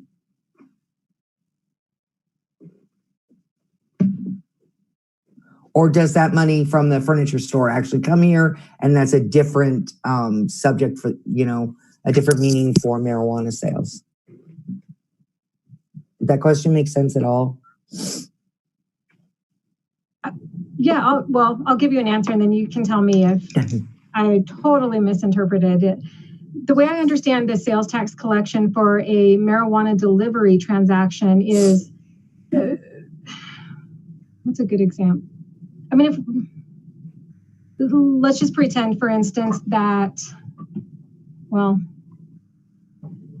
if council allowed outside businesses to deliver marijuana into Northglenn, the business located in another jurisdiction, when they take that delivery order, they would be required to charge that customer Northglenn's tax rate at their store, let's say in Thornton. And then when they deliver that product, Northglenn, the business would be required to collect and then remit that tax to Northglenn. Is that? That's correct. Okay. Those are my thoughts on the subject. I would like to see us put something into place. I would like to see it limited to the businesses in Northglenn. And I think all of Julie's questions were really things that we need to research. Councilmember Whitkovich. Thank you, Mayor. I definitely agree with a lot of what Julie and Becky have said. I would definitely support allowing Northglenn businesses to deliver. I don't think it's fair if we allow the other cities to come in, especially since Thornton is only going to be doing the local delivery. Westminster doesn't even do it. Federal Heights isn't going to be allowing outside delivery. So I don't think that would be very fair for our businesses. And it seems like this is what our marijuana businesses want. So I'm all for it. I do agree with the concern that Julie brought up about IDs. I definitely think there needs to be some sort of scanner. Otherwise, you get into the issue of potentially fake IDs or people, not legitimate or legal to buy, that sort of thing. So I think that's definitely a concern we need to look into. I had a question. Joanna, did we get feedback from our businesses, or where did it come from about taking orders at 24 hours a day? Is that like in the state regulation or? That is in the state regulations. Yep. Okay. I just was curious if that's something our businesses would support, because they could go in the next day and just have this backlog of orders that they've got to fill. And then, you have a customer, maybe they place an order that morning, but they're not going to get it till the afternoon or something. So that was just a thought I had, but I don't know how we would address that. Let's see. As far as, I think the communication plan looks good. I don't think that Ward 1 would necessarily want to have a ward meeting just because we don't get them very well attended, but I think everything else outlined looks good. So just to reiterate, I support allowing our businesses to deliver, but I would be against outside delivery. Thanks. Corey, I see your hand. Just two quick observations. First, regarding the mobile ID scanner, if it is not required by the state regulations, that is certainly something that we could do locally. So that is something that we could supplement as a local regulation if we are not satisfied at what the state rules provide for verification of ID. So Joanne indicated she would look at it, and we can certainly look at it and supplement the draft ordinance with the requirement of mobile ID verification at the point of delivery. And then secondly, and this just as I was listening to the conversation about only allowing Northglenn marijuana businesses to deliver in Northglenn. As you know, marijuana is a dual license. You have both the state and the local license. From an enforcement perspective. I think my recommendation would be perhaps for different reasons to limit it to Northglenn businesses because it's our license. If we had a Thornton business delivering in Northglenn that we thought violated the rules, we would be going through the state process or through the Northglenn local licensing authority to seek enforcement. Where if it's a Northglenn business, we're a one-stop shop and we can enforce a Northglenn business delivering in Northglenn through our licensing process. Okay. Mayor Pro Tem Wilford. Thank you, Madam Mayor. A question for you, Joanna. Under this proposed language, how are deliveries at businesses as well as hotels handled? So the deliveries are restricted to only private addresses. So deliveries cannot be made to a public place or a business. So, you know, that's tricky. I could see somebody living at a hotel, but I believe they would have to forego their delivery during the time that they live there because it's not a private residence. I agree. And the draft ordinance specifically identifies private residence. And so I would suggest that excludes hotels. Okay, I appreciate that. I am also okay right now with starting out having deliveries by Northglenn businesses to Northglenn residents. I guess the piece I'm still kind of like absorbing and processing it. And I do have to say, Joanna, you've done a really awesome job in building out this information. I am still very interested in receiving additional community input, in particular from Ward 4. And so if there is the opportunity to, or at least the time to be able to host a ward meeting, that's something I would appreciate. But I understand that if it's, you know, not a priority of other council members. Thank you. Does anybody else want to weigh in? All right, so I'm hearing mostly support for option 1. Is that what you're hearing, Joanna? Councilmember Peterson?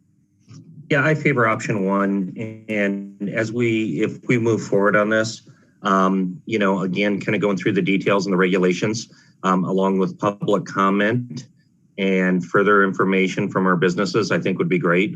One thing that's probably a little too far ahead of the game here, and maybe it's a no-brainer, or a non-issue.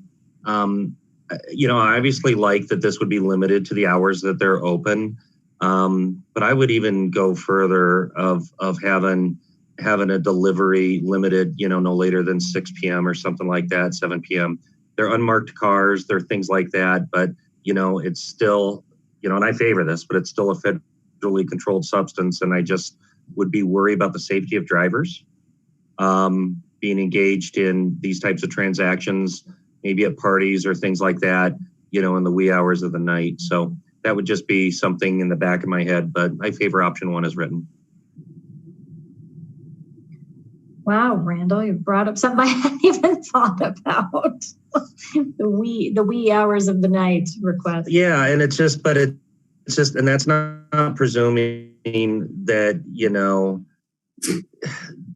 somebody is more likely to be a victim of violence than somebody delivering a pizza someplace.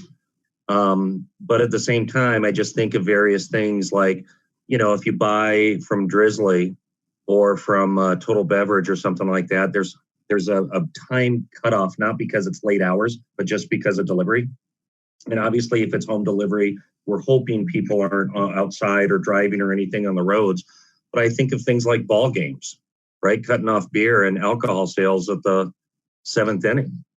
And so that would just be something I would want to make sure that that we wouldn't be putting these drivers, because we didn't think through this, in any sort of difficult situation.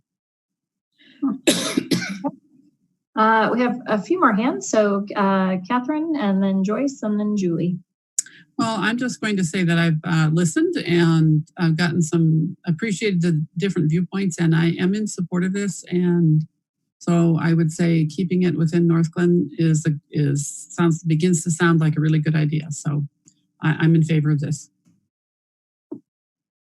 Joyce, how are you? Yeah, I've been listening to everything and I really like the option 1, keeping it in Northglenn. Julie? Yeah, I guess I would be open to option 1. I think I am just still concerned about IDing at the door, and I like Corey's idea of possibly mandating the scanners. I think that that's really important. Personally for me, just another issue that I think is concerning is just high potency product. Is that something that we should consider, not delivering high potency product? Does that matter? Because I just worry about easier access to younger individuals who shouldn't be getting that. And I mean, it's just I've heard of kids that are really struggling with using those types of products. So I'm leaning, I guess, towards option 1, but I really would like to shore up the IDing process. I am a little concerned about the cash only transactions. It would be nice if it wasn't cash transactions. So Joanna, if you are able to get any information about how many of our businesses are cash only, I think that could be really helpful. Yeah, I guess that's where I'm at right now. Antonio, did you want to weigh in?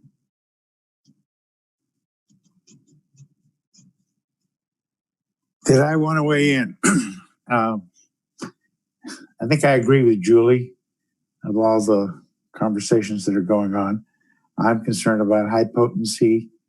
I would like to hear more from my constituents, and if we published it again in January, and depending on when this came up, I'm a maybe. If it comes up in January without any input, I'm probably okay. If it comes up in February with a lot of input, then depending on the input. So I'm undecided, but I agree with Julie. Okay.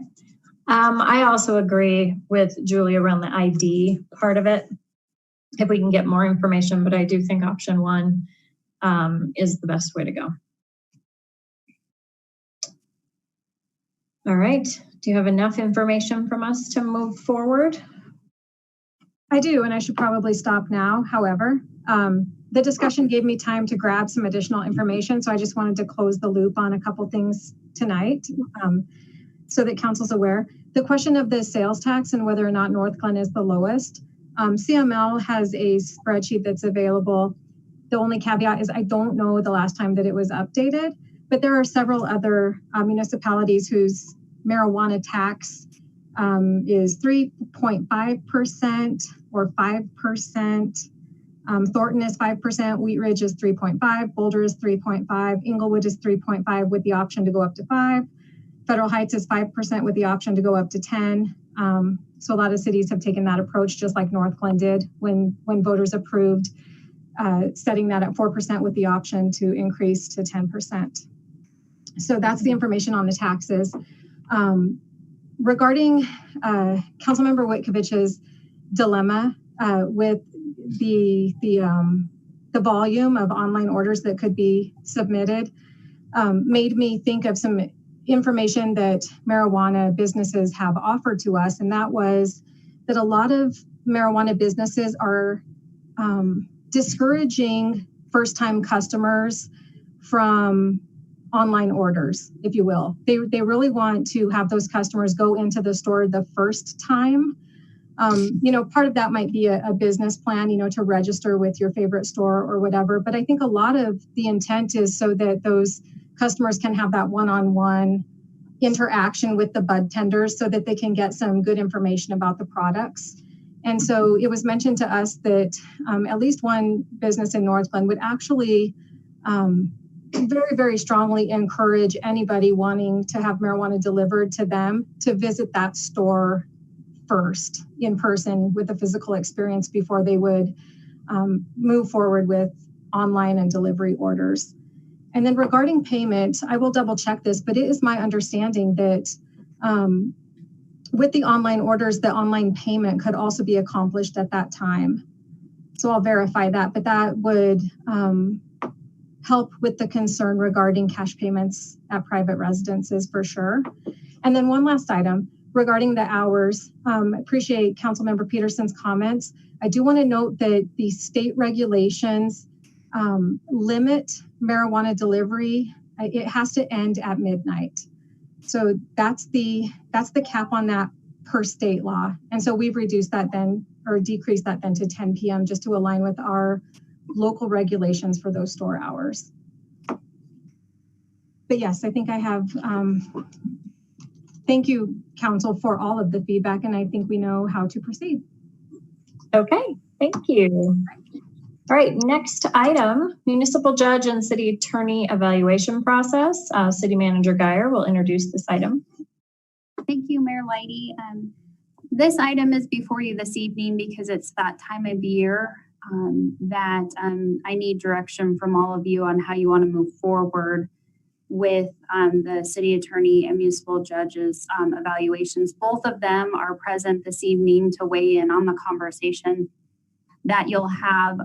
Within your staff memorandum, there's a couple pieces. I included the updated program or system that Joe Mattoon had put together with a council subcommittee back in the spring of 2019 and made appropriate references to different elements of the overall process.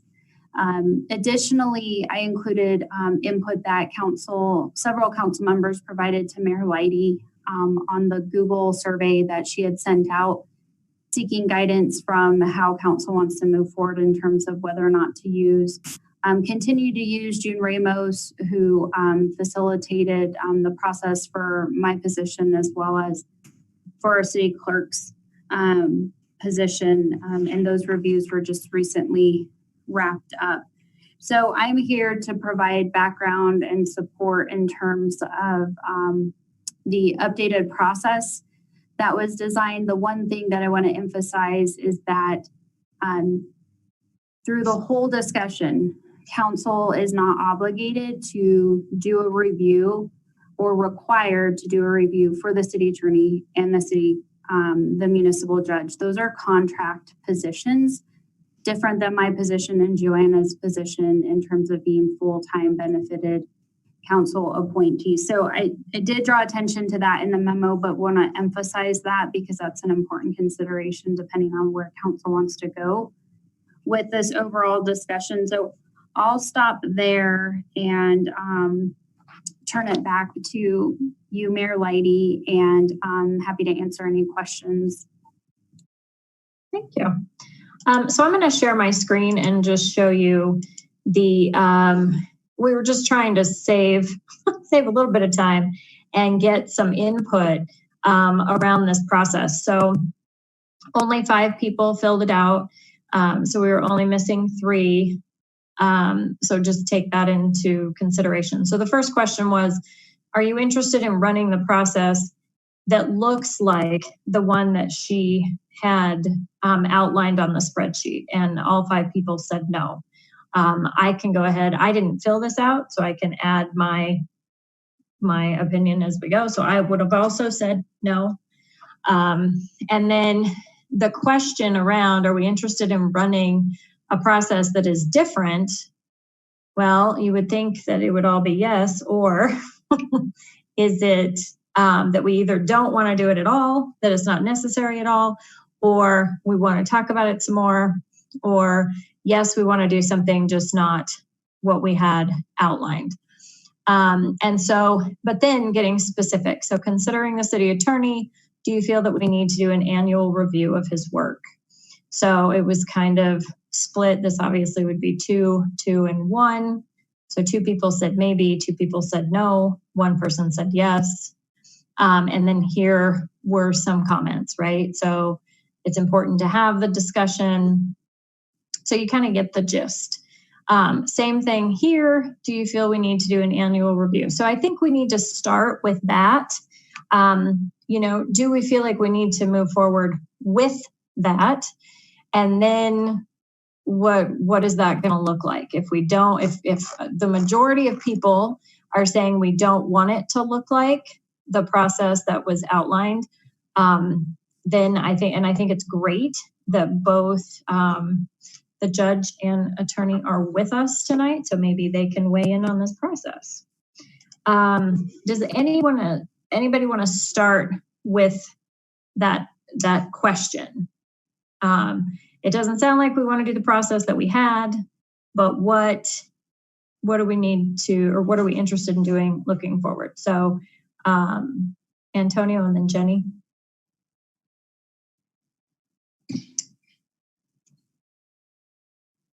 Antonio, you're up. Oh, there you go.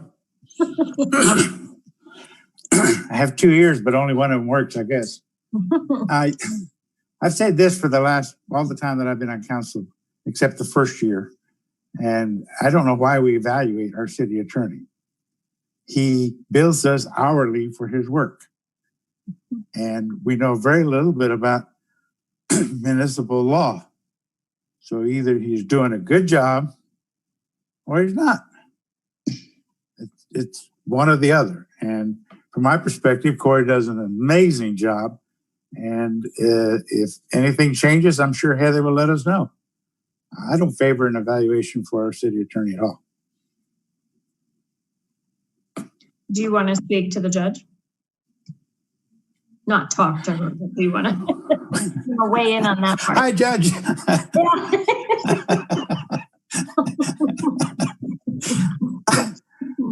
Yeah, I've given that a lot of thought, and I like to hear what other people have to say about the judge.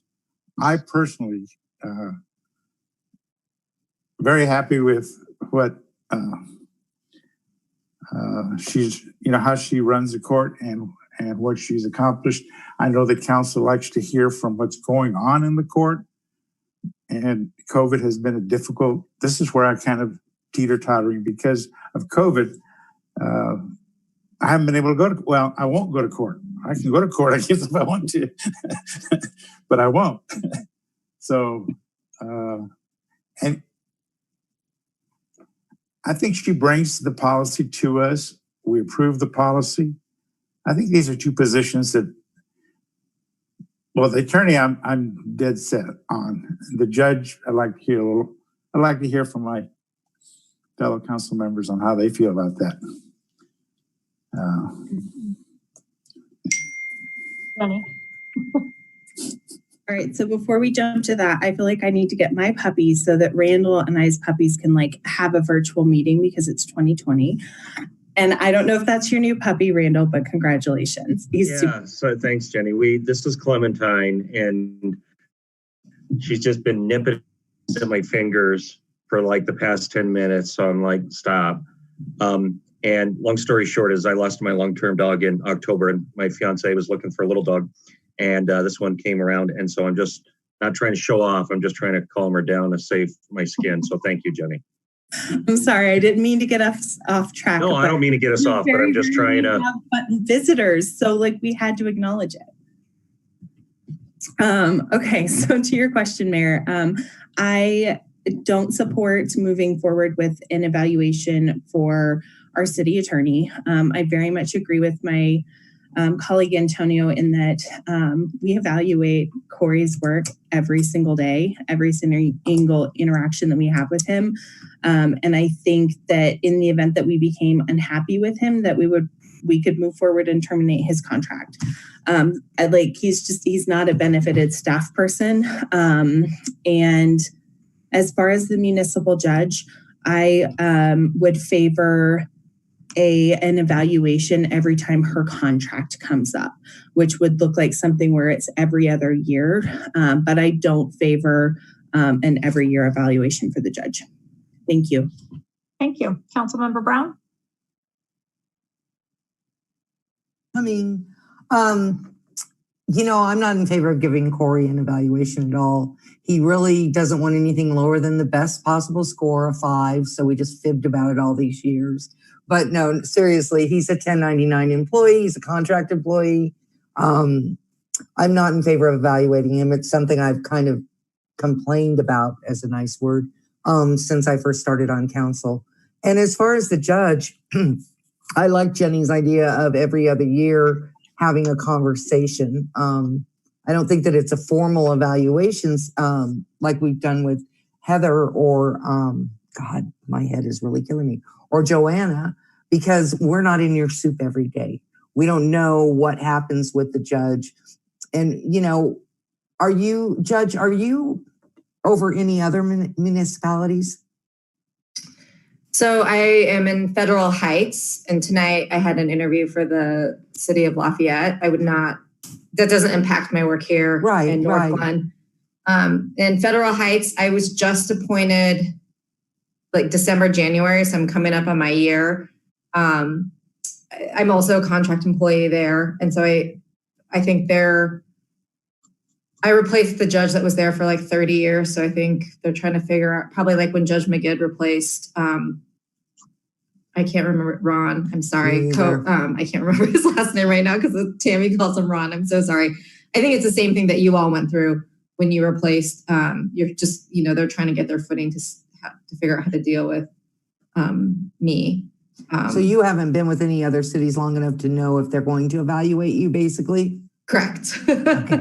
Yeah, that's what I was kind of looking for, is how it's handled in other cities. I'm in favor of a conversation at contract time for the judge if that's where everybody else wants to go. But quite frankly, I don't feel an evaluation is really necessary for either. But to that, I'm going to ask Joyce a question. When you all had I remember the issue with the previous judge, but I wasn't on council at the time. I know there was a problem, or I feel like there was a problem possibly moving on past him that was related to not having done evaluations in the past. Am I just dreaming that, Joyce, or was that an issue? So in the past, we did evaluations with Judge Cohen, but it was nothing to do with because the questions on the evaluation didn't impact the problem that we were having with the judge. And so it was a different type of situation that we had to handle. So the evaluation really wouldn't have pointed to some of the problems that we had at that time.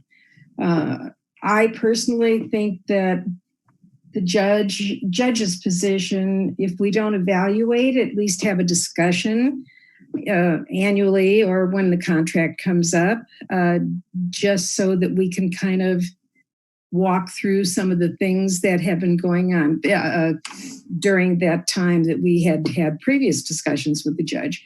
I would say that for the city attorney, I am fine not having an evaluation with Corey because he always walks on water. That's what he wants to do. So, we'll do that. But back to the judge. I mean, it was a totally different situation. The judge was in his position for over 30 years. And so it was kind of a situation that throughout the years had been possibly ignored, so there were things that probably needed to have been addressed, but it wasn't addressed through the evaluation process, if that makes sense. So so the questions in evaluation, because it was a paper evaluation, did not address the situations that were being brought up by different individuals. So does that make sense or no? Yeah. Okay. Councilmember Malika? Yeah, so I'm going to throw my ideas out here, and it's okay if I'm a lone ranger, all right, guys? I'm not against it, but I just figured I'd share my perspective. I honestly think that we should do some type of evaluation process for both the attorney and for the judge. The only reason why I think it needs to happen is because I love process. I love a nice, clear process of something that we do every single time. I think our job is to provide oversight, provide accountability, and provide good stewardship. That's what we do as the city council. And so I think to do that, we need to have a formal process where we're annually reviewing the work that these great folks do. Of course, we're lucky to have Corey. He does a great job, but one day, Corey will leave us. And so, what does that look like moving forward? There's a lot of work that happens behind the scenes. How is he interacting with, other city staff and city leadership? I trust that he's a great guy and very respectful, but, there could be some issues that perhaps that, none of us see or hear about because we don't work in City Hall. And the same goes for the judge. I think I have been to the municipal court, and we observed the judge. What was that, like 2 years ago? That was a while ago, right? So it's not like I'm very familiar with that place. I don't know the inner workings of those folks and what that relationship looks like. How are we making sure that both of these great people are serving the needs of the Northglenn residents? So that is my argument for why I think we should do this. But let the conversation continue. Councilmember Goff. Thank you, Meredith. I really couldn't say for sure what the job description is for either of these positions. I mean, I have kind of an inkling, but I don't really know, kind of what Julie was saying. I don't really know the full scope of, what to judge. I just know what my interactions are or have been. So I really don't want to go through like the ordeal of this last one where I didn't understand a lot of the questions, and it was painful. And I think when I think about judges, I mean, in our last election, there are all these judges we had to vote on to have them be renewed, and I didn't know anything about them, and they have peer reviews, and I guess they send out surveys to lawyers that are in the court, and so there's you get some information that way. But so I don't know how or what would be the best way to get input on how a judge or a legal counsel is doing. I mean, I don't know what the bars are. I don't know what the benchmarks are or who we're comparing them to. So, I don't know what kind of input to give. So if we did anything, in my opinion, it either needs to be something that's kind of brief or something that's informal, more like a conversation, so that it's like helping me to be informed about what's going on as much as anything, because I wouldn't know how to evaluate, except for the brief contacts that I've had, which have all been very positive. I've been very impressed. I've had very good, quick responses. I think maybe like the first week I gave Judge Bailhouse a phone call for some stupid question that I didn't need to bother her about, but I didn't know any better, and she was very patient with me. And Corey always has a good answer for when I have a question or something for him. So, but I don't know what else they do. So I hope that if we do, if we decide to do something this year, that it's either informal, more of a discussion, a description, something like that. Thank you. Ashley, I'm going to jump in front of you real quick. So I fully, completely appreciate everything, Julie, that you said. When I think about evaluation, I agree with everything you described, but I also see it as the process that helps move everyone toward growth, right? So my evaluation process grows me in my profession. I would want a process that grows our staff. Now, I agree that with, a few people that spoke, that I don't think we need a process for Corey. I think his services are different. And if something comes up, whether it's Corey or not, I don't want to talk about Corey, I want to talk about the position. If we have a problem with our attorney, we have a conversation and we just get a new one. It's a service that we're paying for. I mean, we happen to like this one, but it's a service that we're paying for. And I think that's a little different. With the judge also being fairly new to the position, I would like to see us do something. So I'd like to hear from Judge Bailhash, because I'd like a process that grows you in your role. So, Catherine just said peer review. If we had a way, and I'm not even saying it's a process that gives you a final score, right? That you get 4 out of 5 stars or 3 out of 5. That's not what I'm talking about. But a process where you get some feedback from your peers and you can say, these are some things I'm going to work on in the next year to grow. But it's not evaluative from like top down, like you're getting a report card from council. I don't think that moves anybody forward. But I think if you were able to take some time, and I love the suggestion of doing it every 2 years, if you were to take some time and we could find a good peer review process, and you could take that feedback and tell us what it was. Like, this was the feedback I received, and this is my plan to grow as a professional. And then it's almost like a sharing out. And then we say, okay, how can we support you in that? So those are my thoughts on that piece. Judge, can you respond to that a little bit? Does that sound familiar? Does that make sense? I agree. I think as a judge, I think it's really important to be reviewed, right? Because you don't want to be in a position where you're getting complacent, you're falling behind, you're starting to fall into old habits. And I think that judges need to be held accountable. I think it's one of the,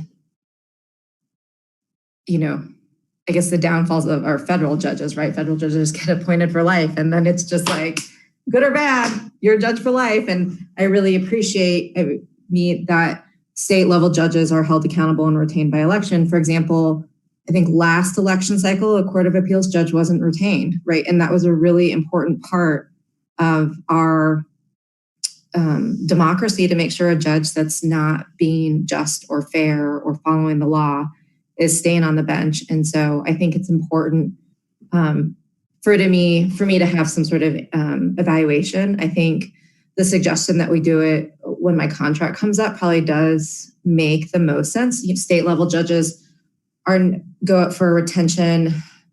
It's either 4 years or 8 years after their initial probationary period. So I think it makes sense to review me when my contract comes up because of the office. I think what's really important to me, which was lacking in the evaluation that I went through last year, is really good stakeholder feedback. I think that we need to design a way that the city attorney is giving feedback on my evaluation, or the city prosecutor, that the court clerks are giving feedback, and we need to find a way to get feedback from defendants. Westminster has a survey online that people can fill out. I think Louisville hands out an evaluation when defendants leave. For the State Judicial Performance Commission, they send out like a Survey Monkey, and that's like a random data pool. So like I still get those because I was still appearing in front of those judges within the last couple of years. Corey probably gets them every year too, because he's appearing in front of state judges. So I think to get stakeholder feedback is really important. As far as peer review, I think that's harder to do in the municipal system because I'm the only judge. And if Corey has suggestions on that, I'd be open to what Corey has. But in the state system, a judicial district has several, they have colleagues, right? And so they're being evaluated by their colleagues. They're going over legal reasoning together. And in the municipal court, some judges have been appointed for 30 years, and I don't know how much value having one of those people. the judges that aren't part of the Colorado Municipal Judges Association, that aren't keeping up on the law, that are kind of just punching in and out. I don't know if there's much value to me for having them review me, but peers that are active in CMJ, peers that keep up with the law.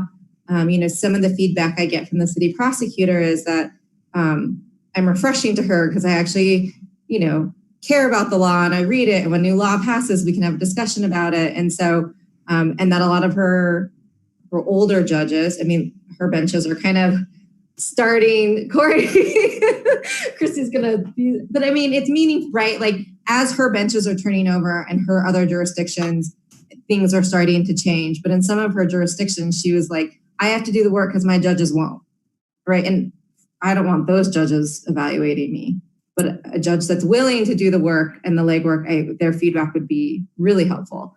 So if Corey has suggestions on how to get a municipal judge peer reviewed, I'm open to those. Ashley, I'm sorry, I interrupted. Your turn.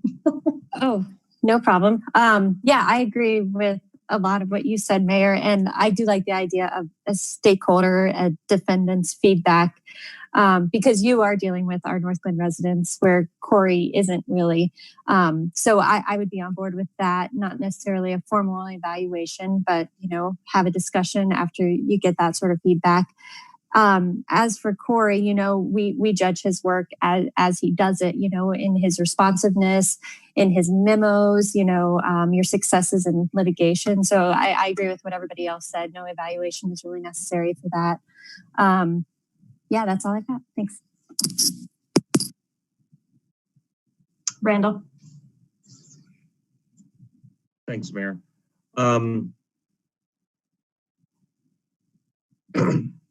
Informal discussion, can you hear me? Informal discussion with the judge, I would rather have it annually rather than biannually, and not just something that's subject to contract, but something of what we had a couple of months ago where we had a primer and a debrief on how things are going and what are the case numbers and what are the problems you're having, what are the good things that are happening, what are the trends you're seeing. And so I think that would be very, very informative to do more often than not. So we have a window into the operation of our city court system. And it's always great to get feedback. It's always great to get evaluations and, based on a growth mindset. I would, take caution that there's some danger in putting a whole bunch of faith in feedback from defendants. And part of that is something that's going to be objective. It's like, wait a minute, was I treated honestly? Was I treated with civility? Was I right? Did I get a chance to be heard? Was there some semblance of human decency and professionalism?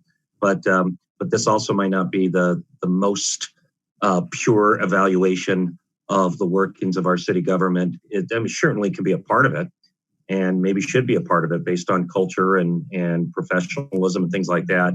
But if we're having a de facto evaluation or conversation, I would take that with a little bit of grain of salt.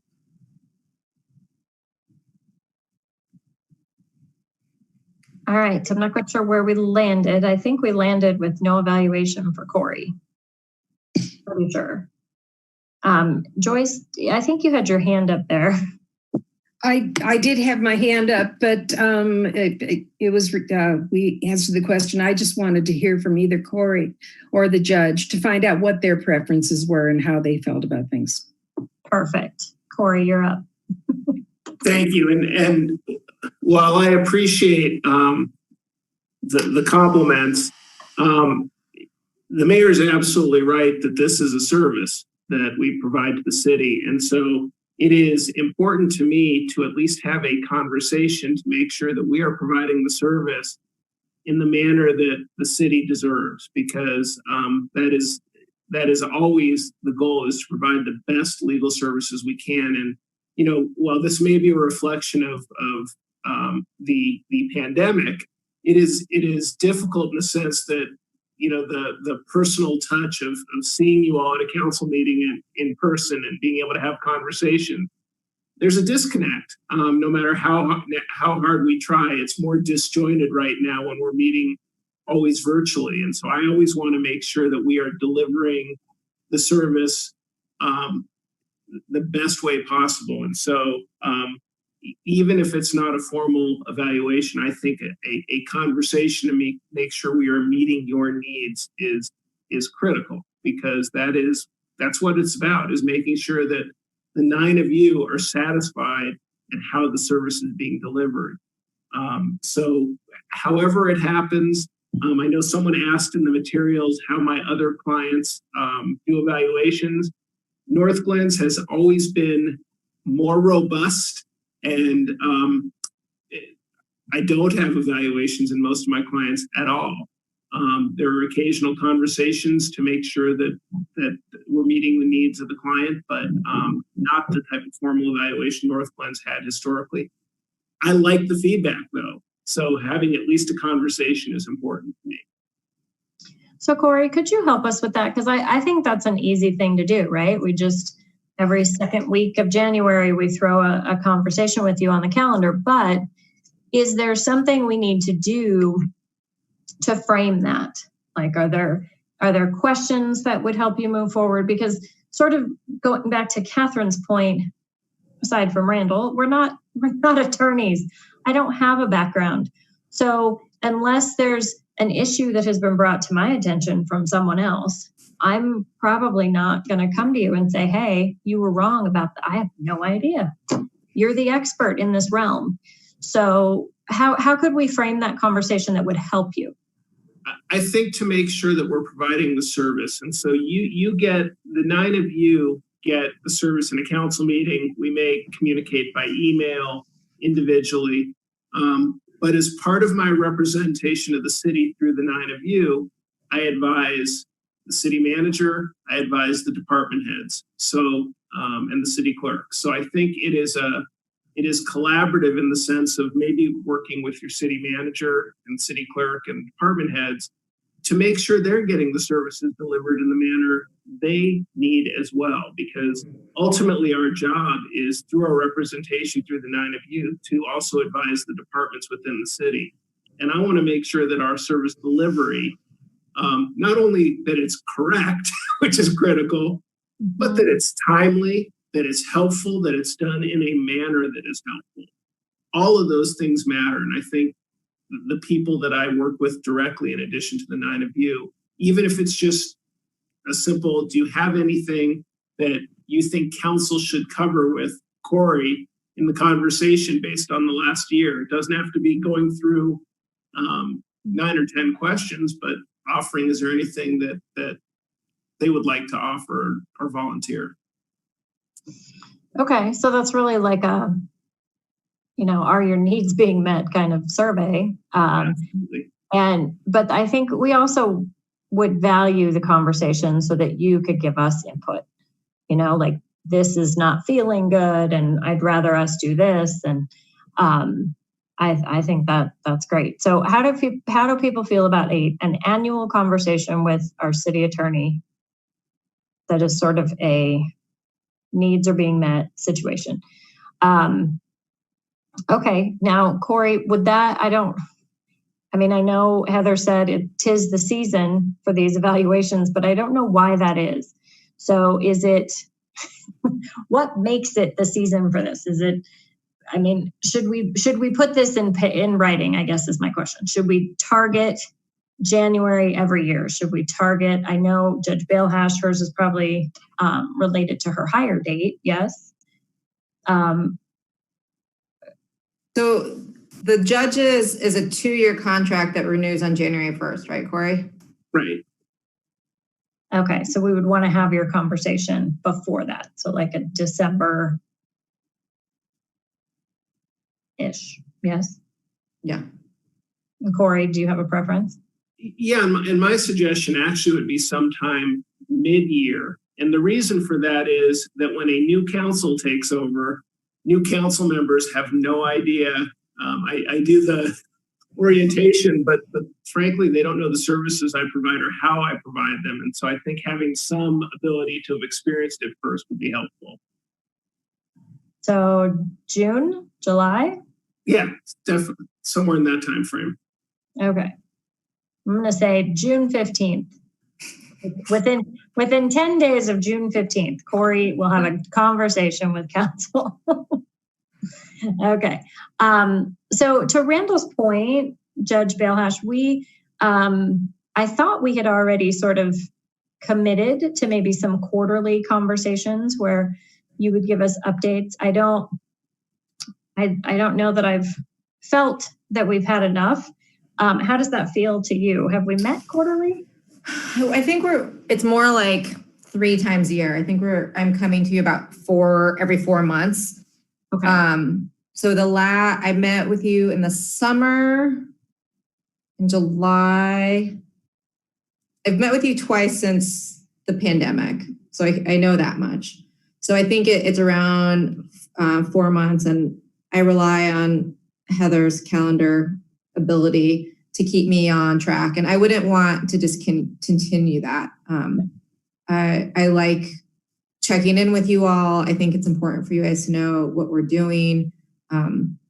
So what I was talking about is on my contract renewal is for it to be a formal performance evaluation. I agree with you. It might not be so much as like a report card from council, but like I said, getting that stakeholder feedback, if we could devise a way to do that, I think that would be really important for me and for you all to evaluating my performance. And I think one of the things that was hard about last year is, I don't know, a lot of the things that I was questioned about, I don't know if it really gave value to me growing as a judicial officer, or you really being able to evaluate if I was serving the community in the way that you had envisioned or hoping that I am going to. I agree with you. I do worry a little bit about what Randall said, is that when some of the stakeholders are grumpy people that had to go to court in the first place, a lot of people take anonymous surveys as the opportunity to vent and be nasty. And so I don't know that that's going to help you grow. I think the stakeholders, I love the fact that, is it the prosecuting attorney or your staff? If I guess I don't know that we have a perfect process. Now you're just coming up on 1 year, correct? Correct. So since I was appointed in June, my first contract was like 18 months. So this will be my first contract renewal. But I did have a performance evaluation last year. Okay. So we're at the contract renewal point, meaning that if we don't do something now, it won't happen for 2 years. Correct. Okay. I don't know that we have time to do it before your contract renews on January 1st anyway. I concur with that. Is there time in the schedule, Heather, where we could maybe do an informal conversation this year and then maybe ask Judge Bale with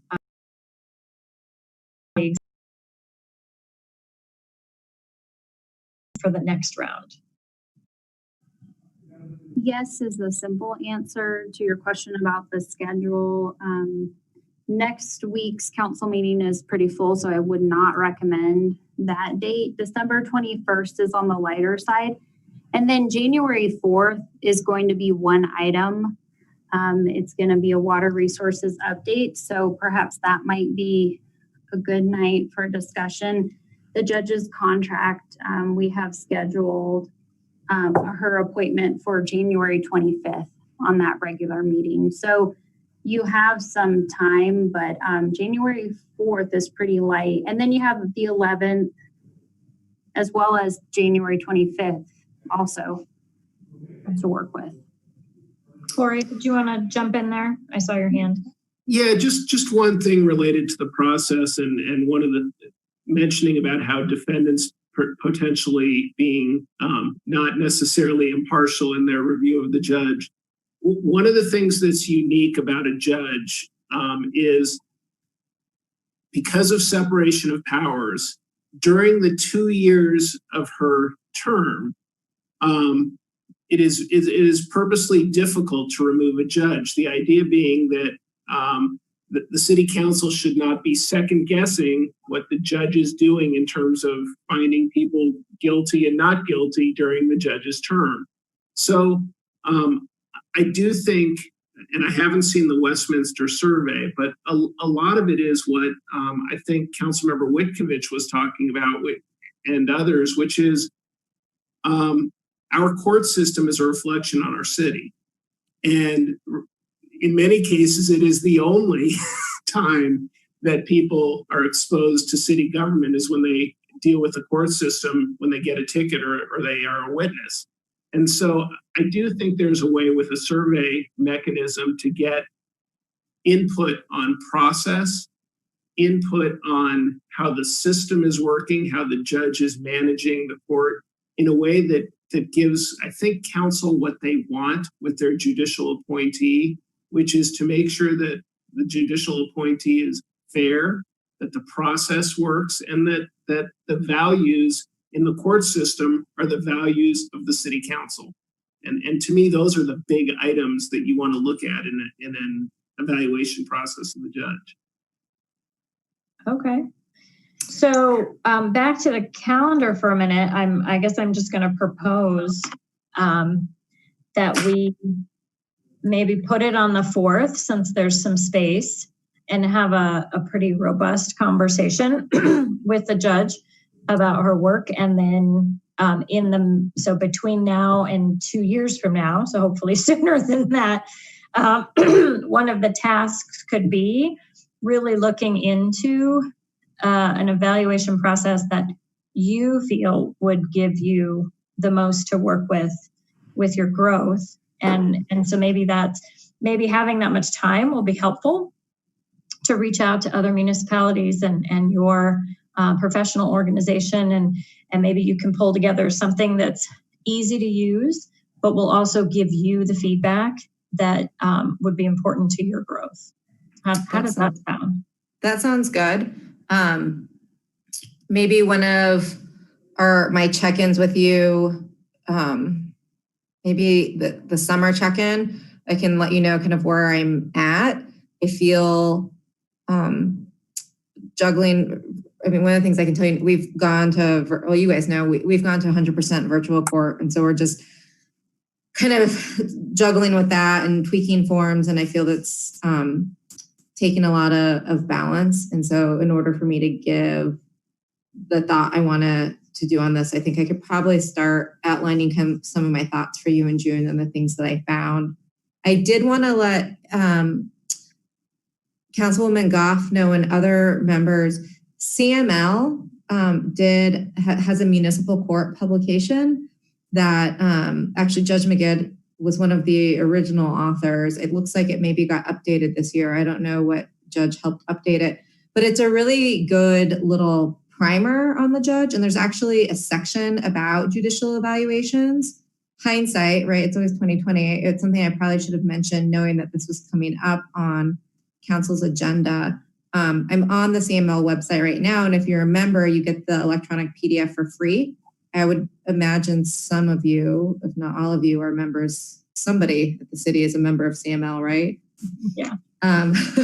So you can download it there for free. And I think it would be helpful. And if we want, one of the things that we had talked about with having a newer council was at one of my next just conversations with you is kind of doing a primer on municipal courts. And maybe we could pick something out of that we could discuss, just so you know how things operate in Northglenn. And a lot has been changing with the pandemic, lots of rule changes about the way defendants can appear.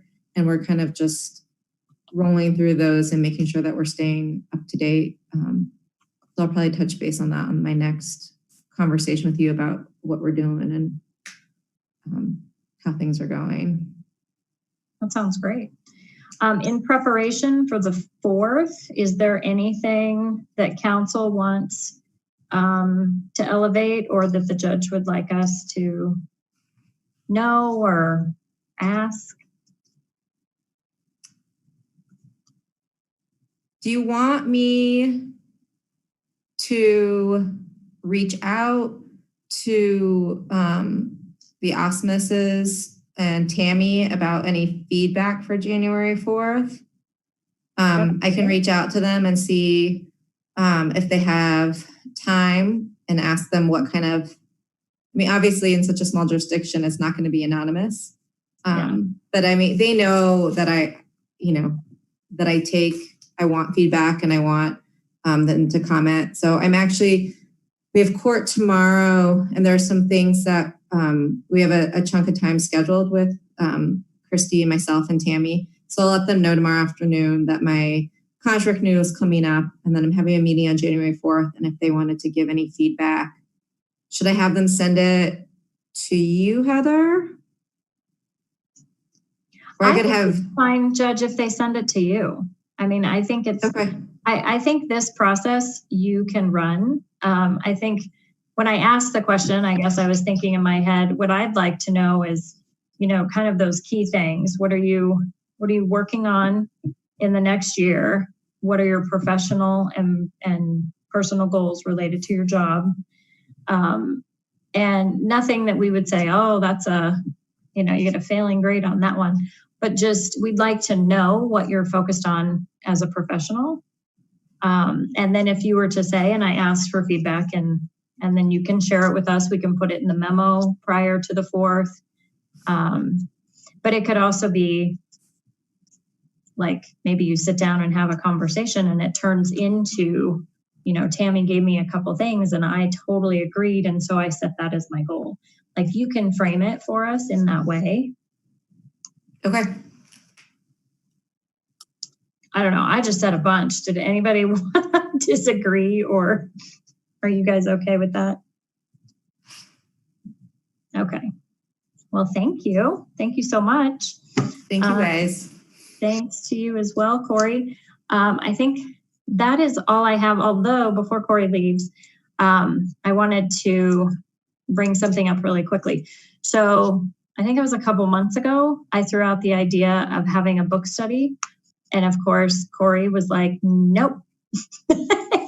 So we had a conversation and we came up with a plan. So, and I am in the middle of redoing my basement and I lost my book. So I'm going to get my book. It's the Racial Something Handbook. I sent everyone a couple chapters to review, and a couple of you said, oh, the Racial Healing Handbook. Thank you, Ashley. So a couple of people said they were interested, and then the conversation sort of stalled because we weren't sure how we could swing it. So I asked Heather, so maybe we should see who already has a book and then we could save a few dollars, but we were going to have Susan order them. And I was going to put a kind of a reading guide schedule together where, let's say hypothetically that everybody in my little screen here said yes, I want to do that. And also Heather and I talked about including the leadership team. So say hypothetically, I put Julie with Amanda and they read chapter 1. And I put Catherine with Jenny and they read chapter 1. So we'll pair everybody up on like a reading schedule, and you would have the autonomy to have that discussion by the due date, if that makes sense. And then I would rearrange you and you would get a different partner for the next chapter and a different partner and a different partner. And then when we get to the end, probably not till summer, mid to late summer, like we're going to spread this out. We're not going to stress anybody out. We're not going to slam it through like a college course. Then we would have a publicly posted study session with all of us together about our general thoughts and just kind of to wrap it up. But instead of having 10 different public meetings, my experience with the first couple chapters is that it's a pretty personal experience. And I don't know that I would want anyone to have to share some heartfelt feelings publicly. And it's also totally optional. So if you don't want to participate, that is not a big deal. If this is not, oh, Catherine has the book, Ashley has the book, that's helpful. And you can also take the book and read it and not even tell us, right? You could just say, I'm going to read it. but I don't want to talk to you about it. That's fine too. There have been a couple mayors that have done book studies on different texts in the last 9 months. It's not an unheard of concept, but I also don't want to force it at all. But I wanted you to know that Corey and I talked about, developing a way that we could do it without breaking the rules, keeping us in smaller groups. And then when Heather and I were just kind of spitballing about it, we thought it might be really fun to have some of these conversations with someone from the leadership team or with someone that has a really different perspective on the work that we're doing as the city. So I don't know if anyone wants to respond to that, or it's something we're not going to revisit until January.